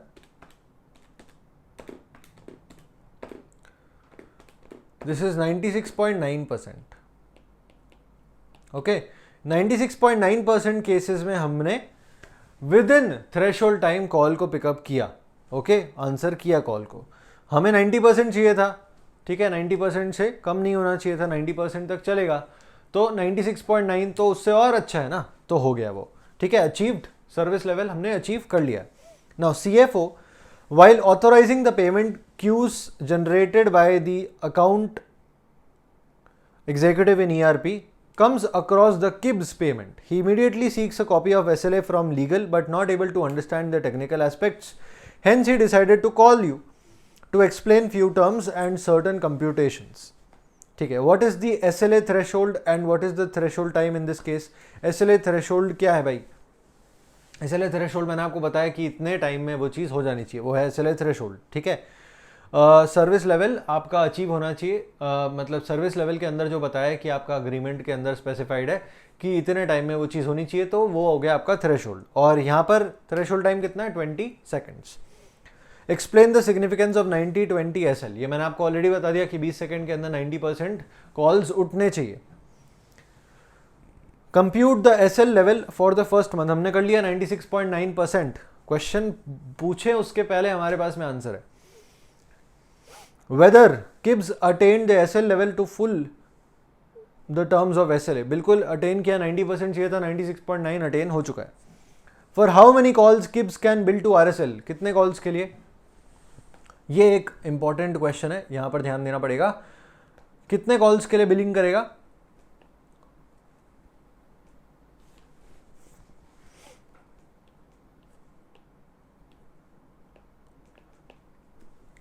$5120, 5005 या 4850, कितने कॉल्स के लिए बिलिंग होनी चाहिए?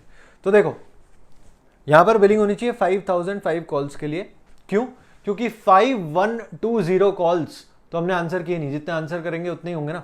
तो आंसर कितने किए? 5005, ठीक है। 5120 तो कॉल्स हमने ऑफर किए थे, इतने बजे भी होंगे भले ही से, बट उसमें से कुछ कस्टमर्स ने पहले ही काट दिया, या जो भी हुआ, हमारी बात नहीं हो पाई, हमने बात करी नहीं, तो उसका चार्ज क्यों करें?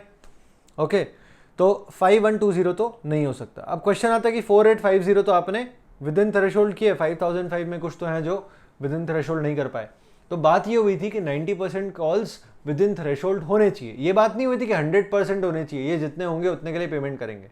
और दूसरी बात कि विद इन थ्रेशोल्ड 4850 हुए, बट उसके अलावा जो रिमेनिंग है उसके लिए भी तो हमने कुछ कॉस्ट इनकर किया होगा ना, किब्स ने कुछ तो कॉस्ट इनकर किया होगा। तो इन दिस केस हमें समझ में आता है कि 5005 कॉल्स के लिए ही पेमेंट होना चाहिए, ठीक है। ये पूरा रीजनिंग के साथ आप एक्सप्लेन करोगे, क्योंकि इन्होंने पूछा तो नहीं है, बट आपको करना चाहिए। ओके, सो ये हो गया हमारा क्वेश्चन नंबर 2। अब आते हैं क्वेश्चन नंबर 3 पे। कॉस्ट ऑफ क्वालिटी का क्वेश्चन है, एनालाइज करने के लिए बोला हुआ है। 2 साल के फिगर्स दिए, चेंज होता हुआ दिखाई देगा, क्वालिटी इंप्रूवमेंट प्रोग्राम इन्होंने लगाया हुआ है। सिंपल सा क्वेश्चन है। देखो सबसे पहले सेल्स बता दी 6000, ठीक है, मतलब कि सेल्स का लेवल सेम है दोनों सालों में। उसके बाद में स्क्रैप पहले 600,000 था, अब 300,000 हो चुका है। रिवर्क 500,000 था, अब 400,000 हो चुका है। प्रोडक्शन इंस्पेक्शन 200,000 था, 240,000 हो चुका है। प्रोडक्ट वारंटी 300 से 150 हो गया। क्वालिटी ट्रेनिंग 75 से 150 हो गया। और मटेरियल इंस्पेक्शन 80 से 60 हो गया। इनको सबसे पहले तो कैटेगराइज कर देते हैं। स्क्रैप हो गया आपका इंटरनल फेलियर, रिवर्क हो गया इंटरनल फेलियर, प्रोडक्शन इंस्पेक्शन हो गया appraisal, product warranty external failure, quality training अपना प्रिवेंशन, और मटेरियल इंस्पेक्शन वापस से अप्रेजल। ठीक है, कैटेगराइजेशन कर दिया, उसके हिसाब से टेबल बना दी, दोनों के बीच में डिफरेंस बता दिया। तो देखो प्रिवेंशन कॉस्ट कितने से बढ़ चुका है हमारा,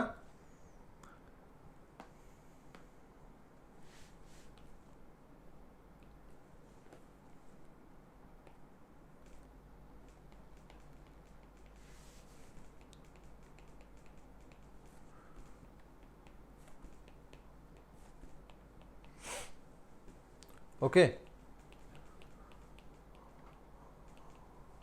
अप्रेजल में हमारे दो हैं, एक तो है मटेरियल इंस्पेक्शन और एक है प्रोडक्ट इंस्पेक्शन, है ना, मटेरियल और प्रोडक्ट, करेक्ट।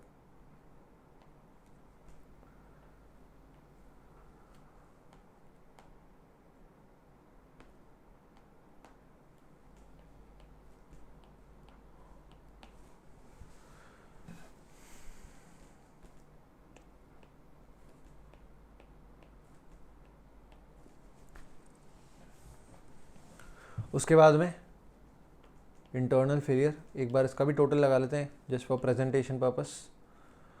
तो ये क्या हो जाएगा आपका,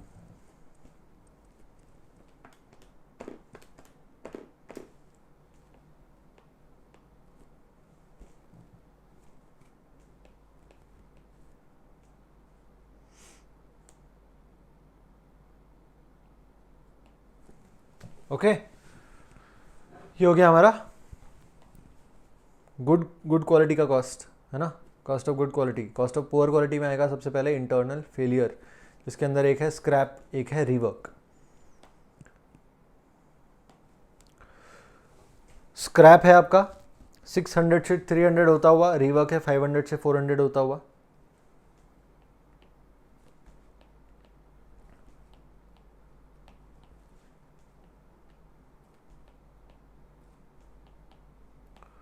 और फिर है एक्सटर्नल फेलियर, जिसके अंदर एक ही है वारंटी, 300 से 150 हो गया ये।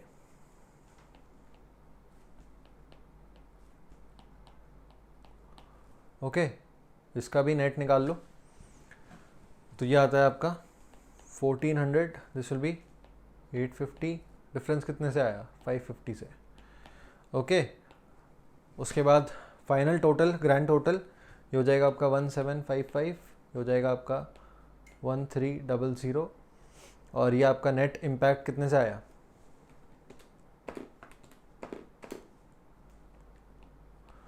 455 से, ठीक है, 455 से आपका रिड्यूस हो गया कॉस्ट ऑफ क्वालिटी। अब ये इसके पीछे जो एनालिसिस करना है वो कैसे करेंगे कि देखो, आपने प्रिवेंशन के अंदर क्वालिटी ट्रेनिंग बढ़ाई, ठीक है, अगर आप ट्रेन करोगे तो फिर आपका स्क्रैप कम होगा क्योंकि फिर मटेरियल को सही तरीके से यूज़ किया जाएगा, रीवर्क कम होगा क्योंकि शायद आपके पहली बार में प्रोडक्ट सही तरीके से बनेंगे।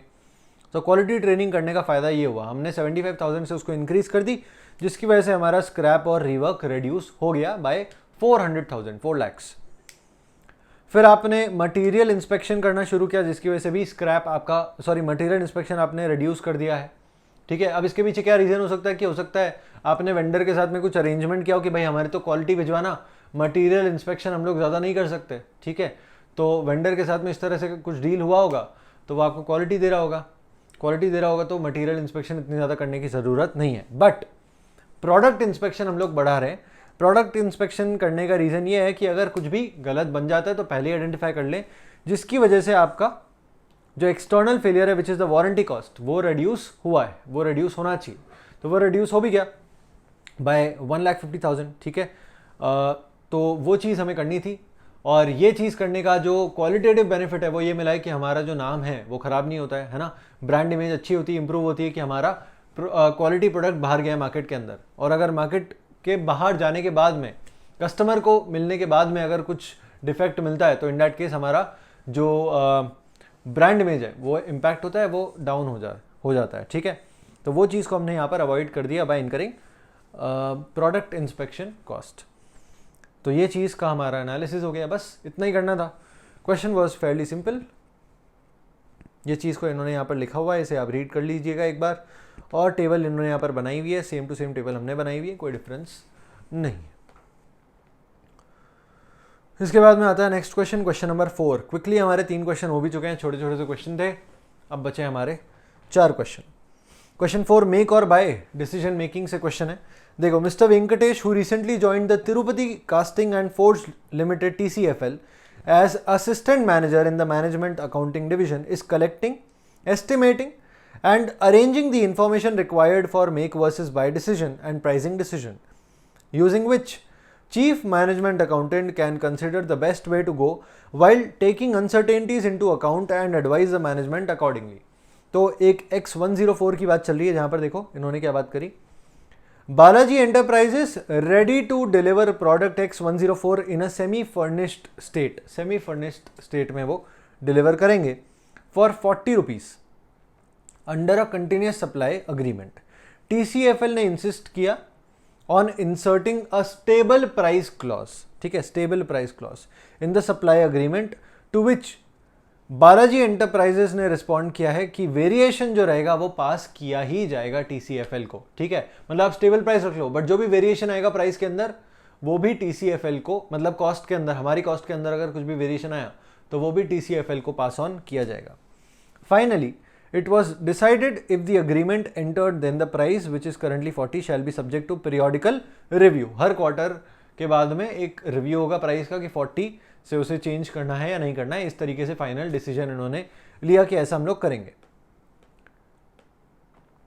नेक्स्ट बात कर रहे हैं Y29 की। TCFL is producing the product Y29 at full capacity and able to sell the entire production through a network of distributors and through retailers in those areas where there is no distributor appointed.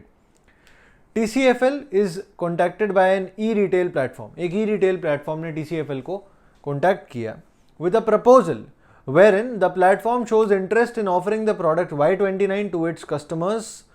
The e-retail platform has two types of customers. एक है plus category के, एक है हमारे normal category के, ठीक है। The e-retail platform will charge 1300 from plus category, plus category को 1300 रुपए, नॉर्मल कैटेगरी यानी कि अदर्स को 1350।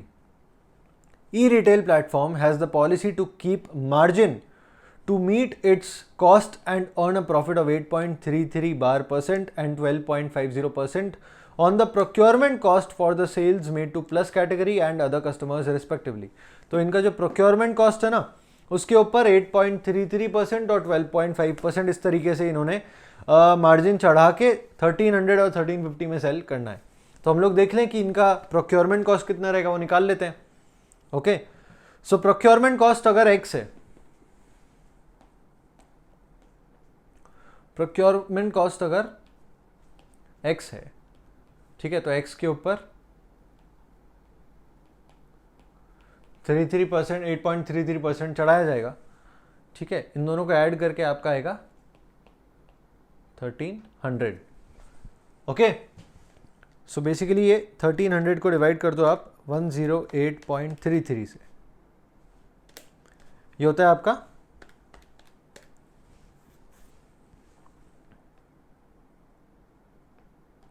ठीक है, कहाँ गया,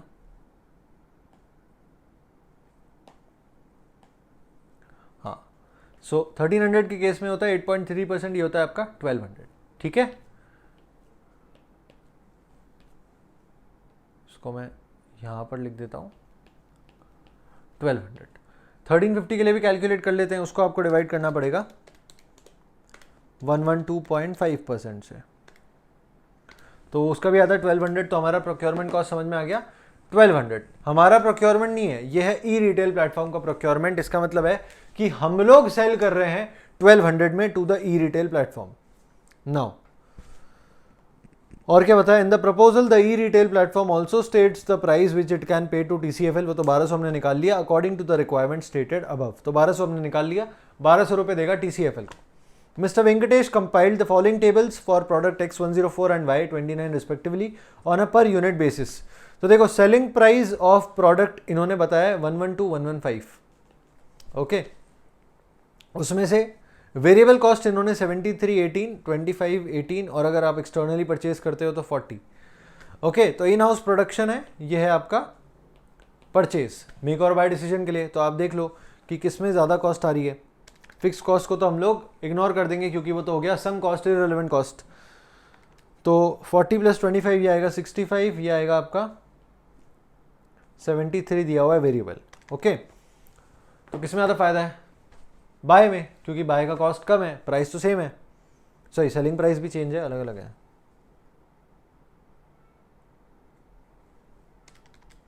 सो 115 माइनस 73 करते हैं तो ये आता है 42 कंट्रीब्यूशन, ठीक है। और ये है हमारा कॉस्ट। तो कंट्रीब्यूशन इसके केस में आता है 42 और 112 माइनस 65 करेंगे तो आता है 47। ठीक है, तो 5 रुपये का फ़ायदा है सर, बाय करने में 5 रुपये का फ़ायदा है। अगर वो 5 रुपये का फ़ायदा चले गया, इसका मतलब ये है कि मेरा अगर एक्सटर्नल परचेज कॉस्ट 45 पे पहुंच गया तो इन दैट केस हमारा लेवल सेम हो जाएगा। 45 के ऊपर जाते ही हमारा जो डिसीजन रहेगा वो चेंज हो जाएगा, क्योंकि उन्होंने बोला है ना कि 40 के बाद अगर कुछ वेरिएशन आता है तो वो हम चार्ज करेंगे। तो जैसे ही प्राइस रिवाइज होते होते होते अगर 45 के ऊपर गया तो फिर इन दैट केस हम लोग क्या करेंगे, इन हाउस प्रोडक्शन। Y29 के केस में इन्होंने बता दिया लिस्ट प्राइस 1400 है, प्राइस चार्ज फ्रॉम डिस्ट्रीब्यूटर्स 1225 है और वेरिएबल कॉस्ट है 870। तो भाई अगर डिस्ट्रीब्यूटर्स से आप 1225 चार्ज करते हो और ई रिटेल प्राइस आपको 1200 रुपये दे रहा है तो 25 रुपये का नुकसान है। तो जब 25 रुपये से उसका प्राइस बढ़ेगा हमें देने का, तो इन दैट केस फिर हमारा लेवल सेम हो जाएगा। और जैसे ही वो बोलेगा कि भाई 1225 के ऊपर अब जा रहा है तो इन दैट केस हम लोग क्या करेंगे, ई रिटेल को सेल करना स्टार्ट कर देंगे। अभी हमें डिस्ट्रीब्यूटर्स को देने में ही फायदा है क्योंकि 25 रुपये ज़्यादा मिल रहे हैं। सिंपल था। सो comment how TCFL should respond to the proposal of the e-retail platform regarding product Y29 and assess the sensitivity of such decision। बताओ क्या रिस्पॉन्ड करना चाहिए, मना कर दो, हमें 25 रुपये का नुकसान हो रहा है, नहीं करेंगे। बट जैसे ही आपका कॉस्ट मतलब कि आप हमें 1225 से ज़्यादा पे करने के लिए तैयार हो जाओगे, वैसे ही हम लोग क्या करेंगे, आपको सेल करना स्टार्ट कर देंगे। Comment on the make versus buy decision regarding product X104 and assess the sensitivity of such decision to the external purchase price। तो X104 का भी हमने देख लिया, अभी तो हमें बाय करने में फ़ायदा है, बट जैसे ही बाय का प्राइस 45 के ऊपर गया वैसे ही हमें नुकसान। तो इन दैट केस हम लोग फिर इन हाउस प्रोडक्शन स्टार्ट कर देंगे। ये हो गया हमारा क्वेश्चन। ठीक है, बहुत इजी था, ओरली हो गया क्वेश्चन। तो अब आगे क्वेश्चन 5 पे। ट्रांसफर प्राइसिंग से क्वेश्चन है, AB Cycles Limited has two divisions A and B which manufacture bicycle. Division A produces bicycle frame and Division B assembles rest of the bicycle on the frame. There is a market for sub-assembly and the final product। तो sub-assembly का भी market है, final product का भी market है। Each division has been treated as a profit center। ठीक है, The transfer price has been set at the long run average market price। जो transfer price set किया गया है वो है on the long run average market price। The following data are available to each division। Estimated selling price of final product is 3000 per unit। 3000 में final product sell किया जाता है। Long run average market price of sub assembly 2000 per unit में sell किया जाता है। जो division A का कॉस्ट है वो है 1200 पर यूनिट का, और इंक्रीमेंटल कॉस्ट ऑफ कंप्लीटिंग सब असेंबली इन डिवीजन बी, यानी कि फ्रेम को बाईसाइकिल पे चढ़ाकर पूरा असेंबल करके फाइनल प्रोडक्ट बनाने का जो इंक्रीमेंटल कॉस्ट है डिवीजन ए से आने के बाद में, वो है आपका 1500 पर यूनिट का। ठीक है, so if division A's maximum capacity is 1000 per month and sales to the intermediate are now 800 units. जो हम लोग सब असेंबली का सेल कर रहे हैं ना, वो 800 यूनिट्स का सेल किया जाता है। Should 200 units be transferred to B on long term average price basis. तो ये long run average market price पर सेल किया जाए क्या डिवीजन बी को, ये पूछ रहे हैं, आपको कमेंट करना है। तो देखो, सबसे पहले तो सबसे ज़्यादा फायदा किस चीज़ में है, कंपनी को या डिवीजन वाइज देखेंगे। So if you look at division A,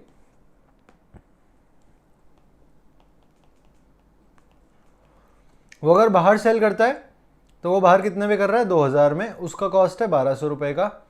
तो ये फ़ायदा कितना हुआ, 800। ओके, और अगर डिवीजन बी का देखेंगे, वो सेल कर रहा है 3000 में, 2000 में उसको पड़ रहा है। ठीक है, या फिर अगर 2000 हटा दें और हम देखें कंपनी के हिसाब से, नहीं पहले डिवीजन का देखते हैं, 2000 में उसको पड़ रहा है और 1500 उसका खुद का कॉस्ट है। तो ऐसे में उसको नुकसान कितना होता है, 500 का। ठीक है, लॉस ऑफ 500। और अगर कंपनी का देखेंगे, सो 3000 में सेल हुआ फाइनल प्रोडक्ट, 1200 फ्रेम का कॉस्ट है, 1500 का असेंबली का कॉस्ट है, नेट 300 का बेनिफिट आ जाएगा। तो बताओ क्या चाहेगी कंपनी, 300 का बेनिफिट या 800 का बेनिफिट? कंपनी चाहेगी 800 का बेनिफिट। तो ऐसे केस में वो क्या बोलेगी कि डिवीजन ए तुम सब असेंबली में ही सेल कर दो अपना प्रोडक्ट को, ठीक है, सब असेंबली में सेल करेंगे तो 800 का फायदा होता है हमें।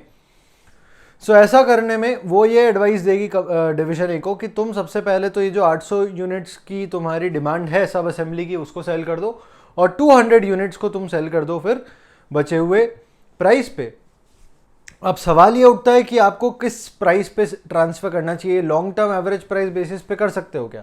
अगर ऐसा करते हो तो भी कंपनी को कोई फर्क नहीं पड़ता, ऐसा नहीं करते हो तो भी कंपनी को कोई फर्क नहीं पड़ता, बट अल्टीमेटली डिवीजन ए और डिवीजन बी को फर्क पड़ता है। डिवीजन ए को फर्क क्या पड़ेगा, वो अगर 2000 पे सेल करेगा तो उसका तो 800 का बेनिफिट आ ही रहा है, डिवीजन बी को 500 का लॉस होता है, तो डिवीजन बी को तो नुकसान हो रहा है। डिवीजन बी बोलेगा कि भाई मैं तो 500 का नुकसान क्यों सहूंगा, और डिवीजन बी ये भी बोलेगा कि भाई मतलब डिवीजन बी का जो मैनेजर रहेगा वो भी डिमोटिवेट हो जाएगा। तो इन दैट केस हमें डिवीजन ए और डिवीजन बी के बीच में एक अरेंजमेंट कराना चाहिए, नेगोशिएशन कराकर एक प्राइस सेट करनी चाहिए। Now what would be the transfer price if manager of division B should be kept motivated, substantiate your recommendations with suitable reason. अगर मोटिवेट करना है तो 2000 से कम, कितना कम, तो वो हम निकाल सकते हैं रेंज। रेंज क्या हो जाएगा कि भाई एक तो 1200 का जो हमारा मिनिमम कॉस्ट है ना, minimum transfer prices, marginal cost plus opportunity cost, opportunity तो है ही नहीं, तो सिर्फ मार्जिनल कॉस्ट विच इज 1200, और मैक्सिमम कितना हो जाएगा, net marginal revenue and external market price जिसका लोअर, एक्सटर्नल मार्केट प्राइस तो हमें पता है 2000 और नेट मार्जिनल रेवेन्यू है हमारा 3000 माइनस 1500, नेट मार्जिनल रेवेन्यू आपका 1500, रेंज आ गई 1200 टू 1500 की। ओके ये तो ये रेंज में रख दो, या फिर उसके अलावा डुअल रेट ट्रांसफर प्राइसिंग लगा दो। डुअल रेट लगाओगे तो 1200 में डिवीजन बी को रिकॉर्ड करने दो, डिवीजन ए को रिकॉर्ड करने दो 2000 पे, तो डिवीजन ए को अपना फायदा दिख रहा है, डिवीजन बी को भी अपना फायदा दिख रहा है। बट इस केस में एक बहुत बड़ा डिसएडवांटेज है, वो डिसएडवांटेज ये है कि अल्टीमेटली रिकॉर्ड्स को कॉम्प्लिकेट कर देता है। तो रिकॉर्ड्स अगर कॉम्प्लिकेटेड हो जाएंगे तो उसमें फिर कुछ एरर होने की पॉसिबिलिटी होती है, कंपनी के रिकॉर्ड्स में कुछ ना कुछ गड़बड़ हो सकती है, क्योंकि दो अलग अलग प्राइस से दो अलग अलग रेट चार्ज किए जा रहे हैं फॉर द सेम प्रोडक्ट। अब इस चीज़ में एक और चीज़ जो हमें लिखनी चाहिए वो ये लिखनी चाहिए कि जो मैनेजर्स हैं उनके परफॉर्मेंस को इवैल्यूएट करने के लिए फाइनेंशियल फैक्टर्स के अलावा नॉन फाइनेंशियल फैक्टर्स को भी कंसिडर करना चाहिए, अदरवाइज गोल कॉन्ग्रुएंस नहीं होगा और आपका जो डिसीजन मेकिंग किया जाएगा डिवीजन बेसिस पर वो हो सकता है कि कंपनी के इंटरेस्ट में ना हो, it is detrimental to the interest of the company.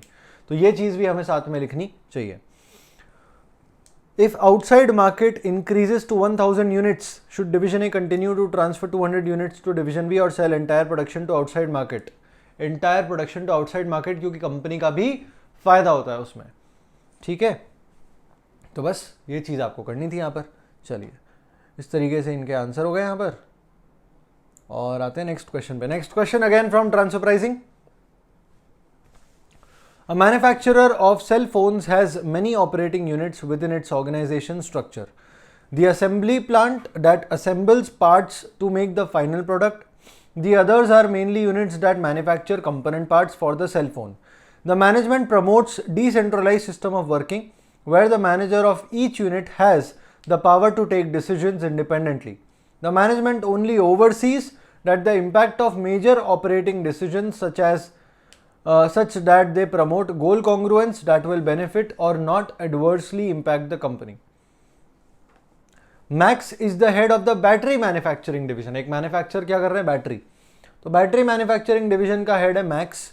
The division sells most of its output to its final assembling plant division headed by Ruby. Battery is an important component of a cell phone, ये हम सभी जानते हैं क्योंकि battery die हो जाती है कई बार जल्दी। तो the company has an overall mission to sell only products that are of good quality. Company का मिशन है कि सिर्फ अच्छी क्वालिटी को ही सेल किया जाएगा, for which long lasting life of the battery component is very important, it is critical.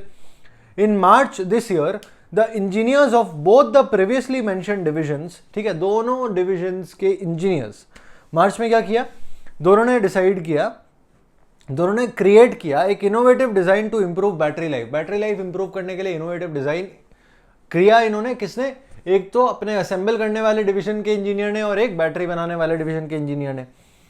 These newly designed batteries will be used in a new range of cell phones that the company plans to produce. The battery division had spent 50 lakhs developing a suitable prototype that was acceptable to the engineers from the assembly plant division. तो देखो 50 लाख इन्होंने spend करने का सोचा किसने, battery division ने, क्योंकि इस तरह का प्रोटोटाइप बनाना था, उसमें पैसा खर्च हो गया, प्रोटोटाइप सक्सेसफुल बैठ गया, उसके हिसाब से अब मैन्युफैक्चरिंग की जाएगी. सो सूटेबल प्रोटोटाइप बना लिया और ये एक्सेप्टेबल था engineers from the assembly plant को. The managers are discussing a suitable transfer price for these newly developed batteries. अब ट्रांसफर प्राइस डिसाइड की जा रही है, तो हमारा मेन क्वेश्चन यहाँ से स्टार्ट होता है. As mentioned before, part of the sales from the battery division is also to external customers. तो एक्सटर्नल कस्टमर्स में भी सेल किया जाता है, क्योंकि शुरुआत में क्या बोला कि most of the sales is to the assembly division, but इसका मतलब ये नहीं है ना कि सारी, तो थोड़ी तो अभी भी एक्सटर्नल मार्केट में कर रहे हैं. However, at the current levels, the battery division is operating only at 60% capacity, producing 60,000 units annually. इसका मतलब है कि 1 लाख यूनिट्स की इसकी एनुअल कैपेसिटी है, अभी सिर्फ 60% कैपेसिटी पे ये काम कर रहे हैं. The annual demand for the newly developed batteries would be an additional 40,000 units. जो additional demand है अपने नए फोन की, उसके हिसाब से 40,000 बैटरी की रिक्वायरमेंट आएगी. By accepting this internal order, the entire annual capacity of the battery division can be utilized. Now, it is now close to the year end for the company. A very important metric to determine the payout is the division's financial performance. ऐसा होना चाहिए क्या? नहीं, non financial को भी importance देना पड़ेगा, सिर्फ फाइनेंशियल के बेसिस पे आप नहीं कर सकते. Therefore, there is intense pressure to sell more and cut costs. Each division maintains separate accounting records. ठीक है. Max wants to charge a transfer price of 300 per unit of battery.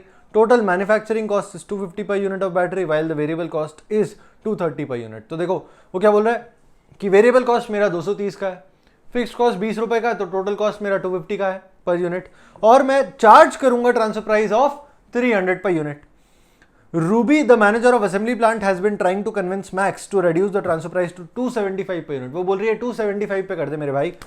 Ruby argues that the additional production for the new range of cell phones would help utilize unused capacity. उसने reasoning भी दी कि तुम्हारी जो capacity बची हुई है ना, जो तुम यूटिलाइज नहीं कर रहे हो, वो तुम यूटिलाइज कर पाओगे अगर तुम ये 40,000 यूनिट्स हमें केटर करते हो 275 पर यूनिट पर, तो वरना तो तुम्हारी कैपेसिटी तो वेस्ट है. In line with the current arrangement, she wishes to get all her batteries from the in-house department due to their higher quality level. In house जो क्वालिटीज, इन हाउस जो batteries बन रही है वो higher quality की है, तो इसलिए वो चाह रही है कि हमें अंदर का ही मिले, अंदर से ही हमारे पास में बैटरी आए, उसकी वजह से हमारा क्वालिटी अच्छा रहेगा फोन का. और नए प्रोडक्ट है ना, नया फोन है, और कंपनी का मिशन क्या है कि मार्केट में क्वालिटी प्रोडक्ट ही जाना चाहिए. तो ये सारी चीजें तो रूबी सोच पा रही है, बट मैक्स क्या बोल रहा है कि मैं तो 300 में ही दूंगा. However, she finds the cost of 300 per unit very high. She shares quotes from other vendors for similar quality batteries where the average market price is 275 per unit. वो बोल रही है कि इसी तरह की क्वालिटी की अदर वेंडर्स जब देते हैं तो 275 पर दे रहे, तो तुम भी 275 पे दे दो.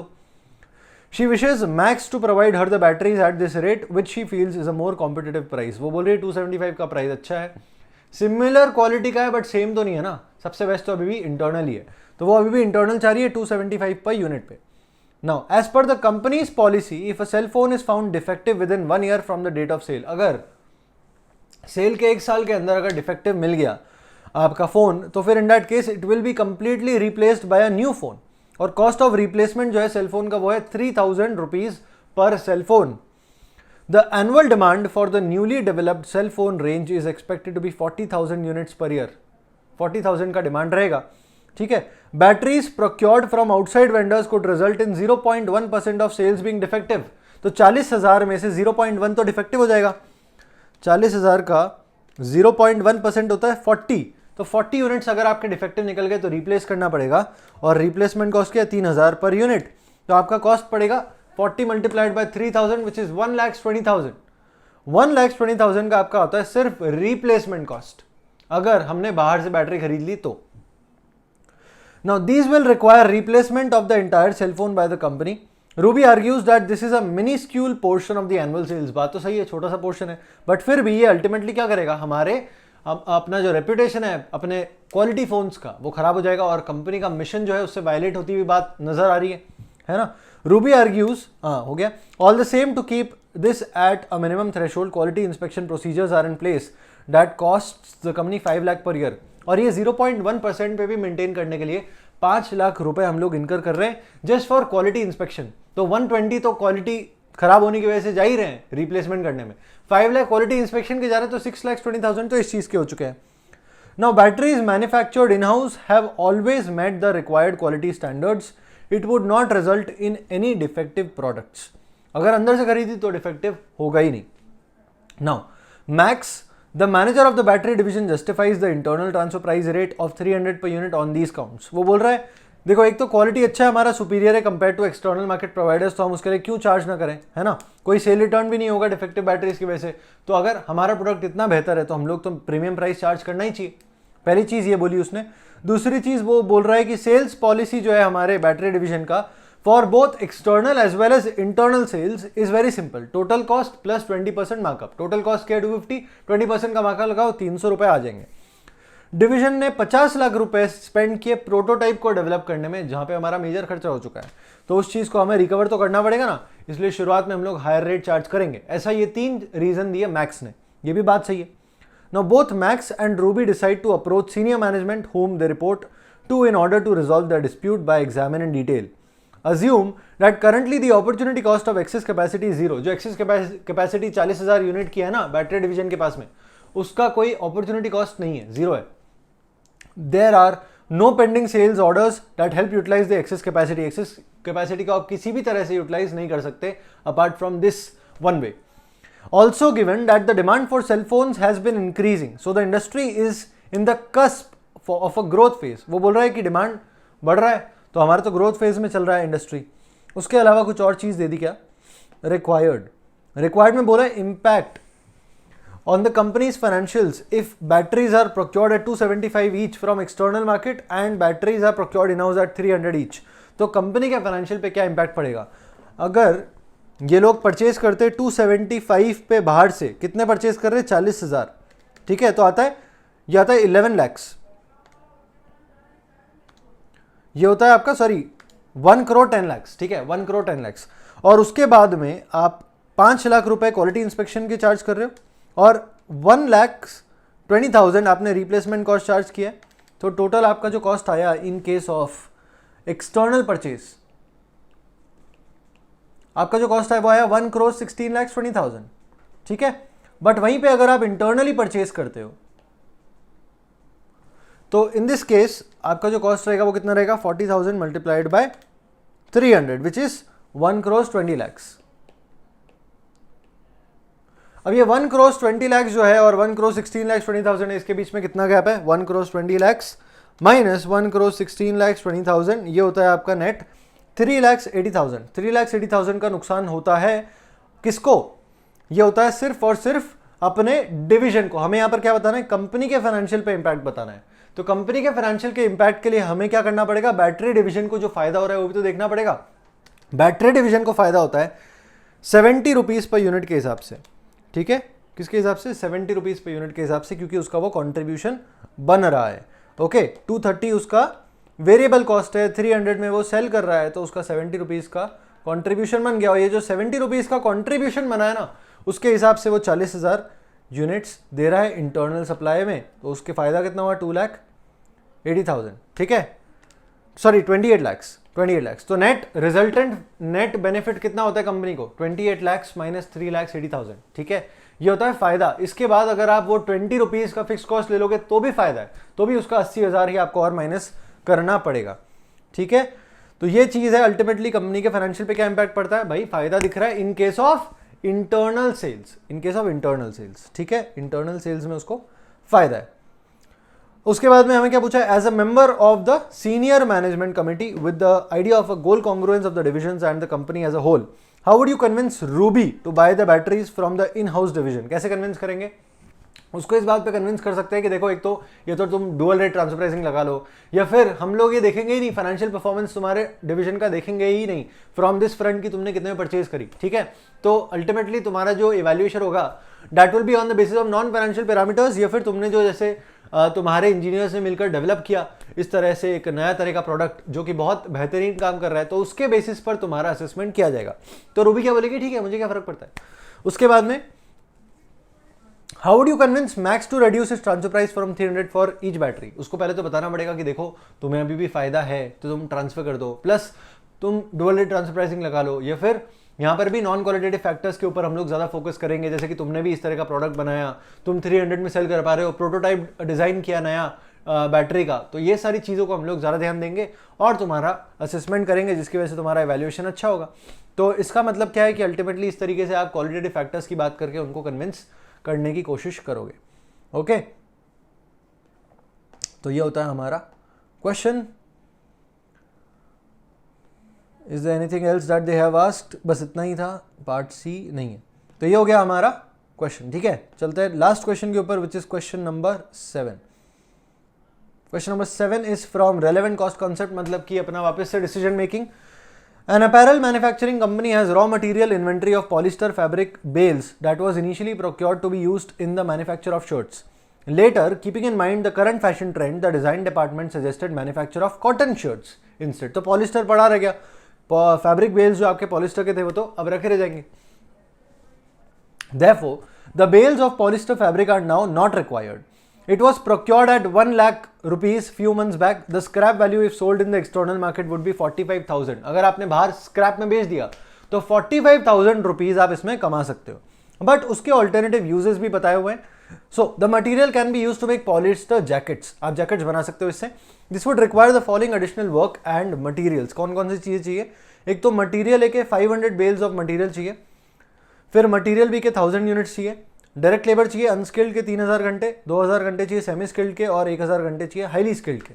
फिर एक्स्ट्रा सेलिंग और डिलीवरी एक्सपेंस 50,000 रुपये लगेगा, एक्स्ट्रा एडवर्टाइजिंग 25,000 रुपये आपका लग जाएगा। फिर the conversion can produce 1000 units of polyester jackets that can be sold at 400 each. तो देखो 1000 यूनिट्स एट 400 ईच, उस तरीके से हमारा रेवेन्यू आ जाएगा 4 लाख का। उसमें से हम लोग इन सारे कॉस्ट को माइनस करेंगे, देखेंगे कि हमारा अल्टीमेटली फायदा होता है या नहीं होता है। So material A is already in stock and widely used within the company. Stock में है पर कंपनी के अंदर वाइडली यूज किया जाता है। इसका मतलब है कि अगर आपके पास भी रखा भी है तो भी रिप्लेसमेंट कॉस्ट को लेना पड़ेगा, तो रिप्लेसमेंट कॉस्ट पे मटीरियल ए को ले लेंगे। और पढ़ते हैं, although present stock will be sufficient to meet the normal production requirements, extra material use to facilitate alternative will need to be replaced immediately replace करना पड़ेगा। इसका मतलब यही है कि हमें तो रिप्लेसमेंट कॉस्ट पे ही लेना पड़ेगा ताकि हमारा स्टॉक आउट ना हो जाए मटीरियल ए का। फिर रिप्लेसमेंट कॉस्ट बता दिया 90 पर बेल, ठीक है, तो कितने चाहिए 500, दिस मल्टीप्लाइड बाय 90 आ जाएगा आपका 45,000। ओके, नेक्स्ट आपको ये बताया हुआ है कि material B is an imported dye item, imported dye item है which can not be very easily procured due to import restrictions. At present, material B is used in the production of high-end fashion clothing that, on an average, gives a gross contribution of 750 per unit of such clothing without the cost of material B. Without the cost of material B, आपको 750 का contribution मिलता है। Each unit high-end fashion clothing requires 5 units of material B. ठीक है, तो एक चीज आपको समझाता हूं। देखो, आपको क्या करना है कि देखो एक आपको एक सेकेंड। अगर कोई आइटम है, ठीक है, उसका हम कंट्रीब्यूशन देख रहे हैं, तो उसका हमने रेवेन्यू लिया होगा, उसका हमने कॉस्ट लिया होगा, उसके अंदर एक मटेरियल बी का कॉस्ट है जो अभी हम नहीं ले रहे, ठीक है, मटेरियल बी का कॉस्ट हम लोग नहीं ले रहे क्योंकि लिया नहीं है ना। विदाउट मटेरियल बी कितना कंट्रीब्यूशन है 750। ओके, अब मैं जब अपने प्रोडक्ट के लिए देख रहा हूं क्योंकि मुझे कंट्रीब्यूशन लॉस देखना है, तो मैं 750 माइनस मटेरियल भी देखूंगा, बट फिर भी मेरा मटेरियल भी फिर भी तो आएगा ना उसके कॉस्ट में। ओके, सो इस वजह से ये 750 जो है material B plus opportunity lost दोनों टोटल करके 750 आता है। ठीक है, समझ में? एक बार फिर से, आपका रेवेन्यू है ना, आपका कॉस्ट है बचा हुआ, और आपका मटेरियल बी का कॉस्ट है। इसमें से मटेरियल बी का कॉस्ट तो आपने अभी तक लिया ही नहीं है और माइनस करना बचा था, तो उसको माइनस किए बिना आप अगर कॉन्ट्रीब्यूशन देख रहे हो तो कितना आता है 750, और इसको अगर कर दोगे माइनस तो कम आ जाएगा। प्लस आपको मटेरियल बी का कॉस्ट अगर वापस से ऐड करते हो, क्योंकि मटेरियल बी का कॉस्ट हमारे प्रोडक्ट में भी तो लगेगा, तो अल्टीमेटली 750 आएगा। तो हमें 5 यूनिट चाहिए होते हैं एक फैशन हाई एंड क्लोथिंग में, मतलब कि एक यूनिट पर है 750 डिवाइडेड बाय 5 यानी कि 150। ठीक है, सो एक यूनिट पर 150 का कंट्रीब्यूशन प्लस मटेरियल बी का कॉस्ट। तो इस तरीके से हम लोग लेंगे यहाँ पर अपने केस में। तो 150 आ जाएगा, अपने को कितने चाहिए भाई, अपने को चाहिए 1000 यूनिट्स, तो 1000 मल्टीप्लाइड बाय 150, ये हो जाएगा आपका 1,50,000। ओके, उसके बाद में डायरेक्ट लेबर 3000 घंटे अनस्किल्ड, 2000 घंटे सेमी स्किल्ड, 1000 घंटे हाईली स्किल्ड। तो नेक्स्ट चीज़ जो दिया हुआ है वो अपने को नीचे यहाँ पर दिया हुआ है, ये रहा। अनस्किल्ड लेबर का है 5 per direct labour hour, semi skilled का है 10 per direct labour hour, 15 per direct labour hour दिया स्किल्ड लेबर का।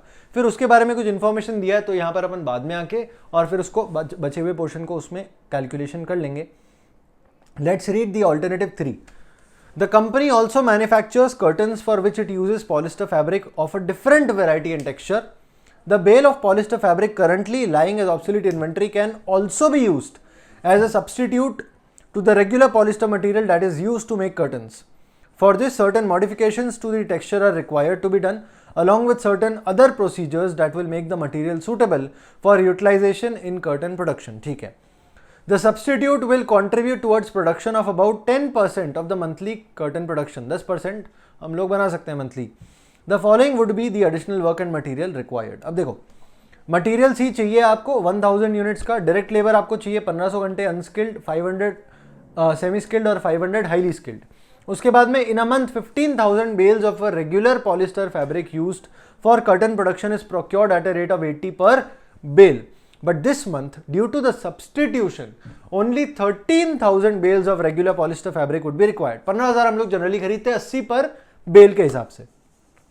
इस साल, इस महीने, इनफैक्ट इस महीने हमें चाहिए सिर्फ 13,000, 15,000 नहीं चाहिए, सिर्फ 13,000 चाहिए, क्योंकि हमारे पास में पॉलिस्टर फैब्रिक है। ये 13,000 हमें खरीदना है, तो हमें लगेगा 85 per bale for the current month. ठीक है, कितना, 85 पर बेल। उसके बाद में material C has to be made in house since it cannot be procured as such from the external market. हमें इन हाउस बनाना पड़ता है मटीरियल सी, हम लोग बाहर से परचेज नहीं कर सकते। उसको बनाने का कॉस्ट भी दिया हुआ है। Direct labour 2 hour, unskilled labour के 10 रुपये, रॉ मटीरियल के 9 रुपये लगे, वेरिएबल ओवरहेड के आपको 1 रुपये लगे, फिक्स्ड ओवरहेड तो इररिलेवेंट हो जाएगा, और टोटल स्टैंडर्ड कॉस्ट आपको 23 दिया हुआ है, तो ये हो जाएगा अपना 20। उसके बाद में वेज रेट के बारे में हमने ऑलरेडी देख लिया, उसके बारे में एक नोट दिया है, वो पढ़ लेते हैं। The unskilled labor can be procured on contract basis to meet the exact production requirements. The contract expires once the work is done. तो वर्क बेसिस पे उनको हायर कर सकते हो। Semi skilled labour is part of the permanent labour force. Permanent labour में से semi skilled labour बनता है, तो सेमी स्किल्ड लेबर किसमें, परमानेंट में। But the company has excess supply of this type of labour at the present time. अभी access में है, यानी कि हमें परमानेंट तो पे तो करना ही है, पर कुछ काम भी नहीं कर रहे, तो कोई अपॉर्चुनिटी कॉस्ट भी नहीं है। This labour force is presently engaged in the highly skilled labour की बात करिए। अब highly skilled labour is in short supply and can not be increase significantly in the short term. Short supply में highly skilled अपने permanent के अंदर भी नहीं है, और ये लेबर फोर्स एंगेज किया गया अभी मैन्युफैक्चर ऑफ अपहोल्स्ट्री में। तो each unit of upholstery requires 4 hours of highly skilled labour. 4 घंटे चाहिए हाईली स्किल्ड लेबर के एक यूनिट ऑफ अपहोल्स्ट्री में। The contribution from sale of each unit of upholstery is 36। एक यूनिट से 36 रुपए का कंट्रीब्यूशन आता है। एक यूनिट में 4 घंटे लगते हैं, तो एक घंटे के 9 रुपए का कंट्रीब्यूशन हो गया। टू केटर ऑल्टरनेटिव 2 और 3 they need to discontinue production of upholstery until the work is completed. अब देखो तीनों ऑल्टरनेटिव्स है, इसका अपन एक बार लिख के करना पड़ेगा। पहला ऑल्टरनेटिव तो 45,000 पे सेल कर दो, ठीक है। ऑल्टरनेटिव 2 और ऑल्टरनेटिव 3 का हम टेबल बना देते हैं। तो ऑल्टरनेटिव 2 जो है, हम 1000 जैकेट्स बना पा रहे हैं, उसको सेल कर पा रहे हैं 400 में, ये हो गया आपका 4 lakhs।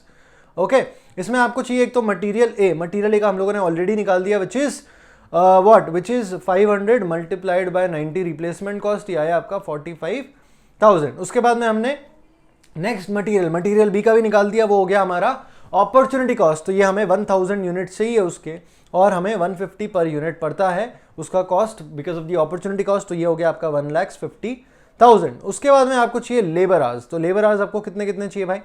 सबसे पहले हमें चाहिए अपना डायरेक्ट लेबर चाहिए, unskilled, semi skilled, highly skilled. 3000 घंटे, 2000 घंटे, 1000 घंटे। तो देखो 3000 घंटे के हिसाब से मेरा अनस्किल्ड कितना होता है, 3000 मल्टीप्लाइड बाय 5, ठीक है, 5 का रेट है। फिर सेमी स्किल्ड में 2000 मल्टीप्लाइड बाय नथिंग, क्योंकि यहाँ पर तो हमारे पास में परमानेंट लेबर है, पेमेंट तो करना ही है, और हमारा यहाँ पर कोई अपॉर्चुनिटी कॉस्ट भी नहीं है। बट हमने क्या निकाला डायरेक्ट लेबर के जो हाईली स्किल्ड है उसके लिए, कि हम लोग 1000 आवर्स चाहिए, उसमें 9 रुपए पर आवर का कंट्रीब्यूशन का लॉस होता है, प्लस उनका खुद का कॉस्ट भी तो है जो हम लोग उनको दे रहे हैं, वो कितना है, it is 15 rupees per hour, ठीक है। तो 1000 multiplied by 15 plus 9 which is 24, तो ये हो गया आपका 24,000। तो आपका आ गया नेट 39,000 लेबर कॉस्ट, ओके। और लेबर कॉस्ट में हमने क्या क्या निकाल दिया, एक तो 15,000 और एक 24,000, ओके, याद रहेगा 39,000। ये सुनने के बाद में अगर आप एक बार क्वेश्चन को पढ़ लोगे तो आपका क्वेश्चन एकदम मक्खन जैसा आसानी से हो जाएगा। इसके बाद में एक चीज भूलना नहीं है, वो है वेरिएबल कॉस्ट, ठीक है। वेरिएबल ओवरहेड आपको दिया हुआ है कि it is 1 rupee for 1 hour, ठीक है, और डायरेक्ट लेबर आवर के हिसाब से चलता है। तो डायरेक्ट लेबर आवर्स कितने हो गए ऑल्टरनेटिव 2 के अंदर, आपके 3,000 प्लस 2,000 5,000 और 1,000 6,000, ठीक है। तो 6,000 घंटे के हिसाब से आपका कॉस्ट हो गया 6,000 रुपए का।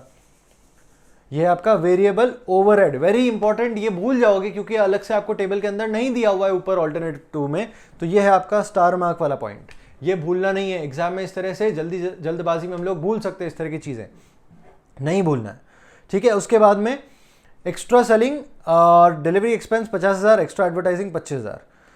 तो सेलिंग के 50,000 और डिलीवरी के 25,000। अब नेट निकाल दो कितना आता है, तो 4 lakhs minus 45,000 minus 1,50,000 minus 39,000 minus 6,000 minus 75,000 करेंगे तो ये आता है आपका सर 85,000, ठीक है।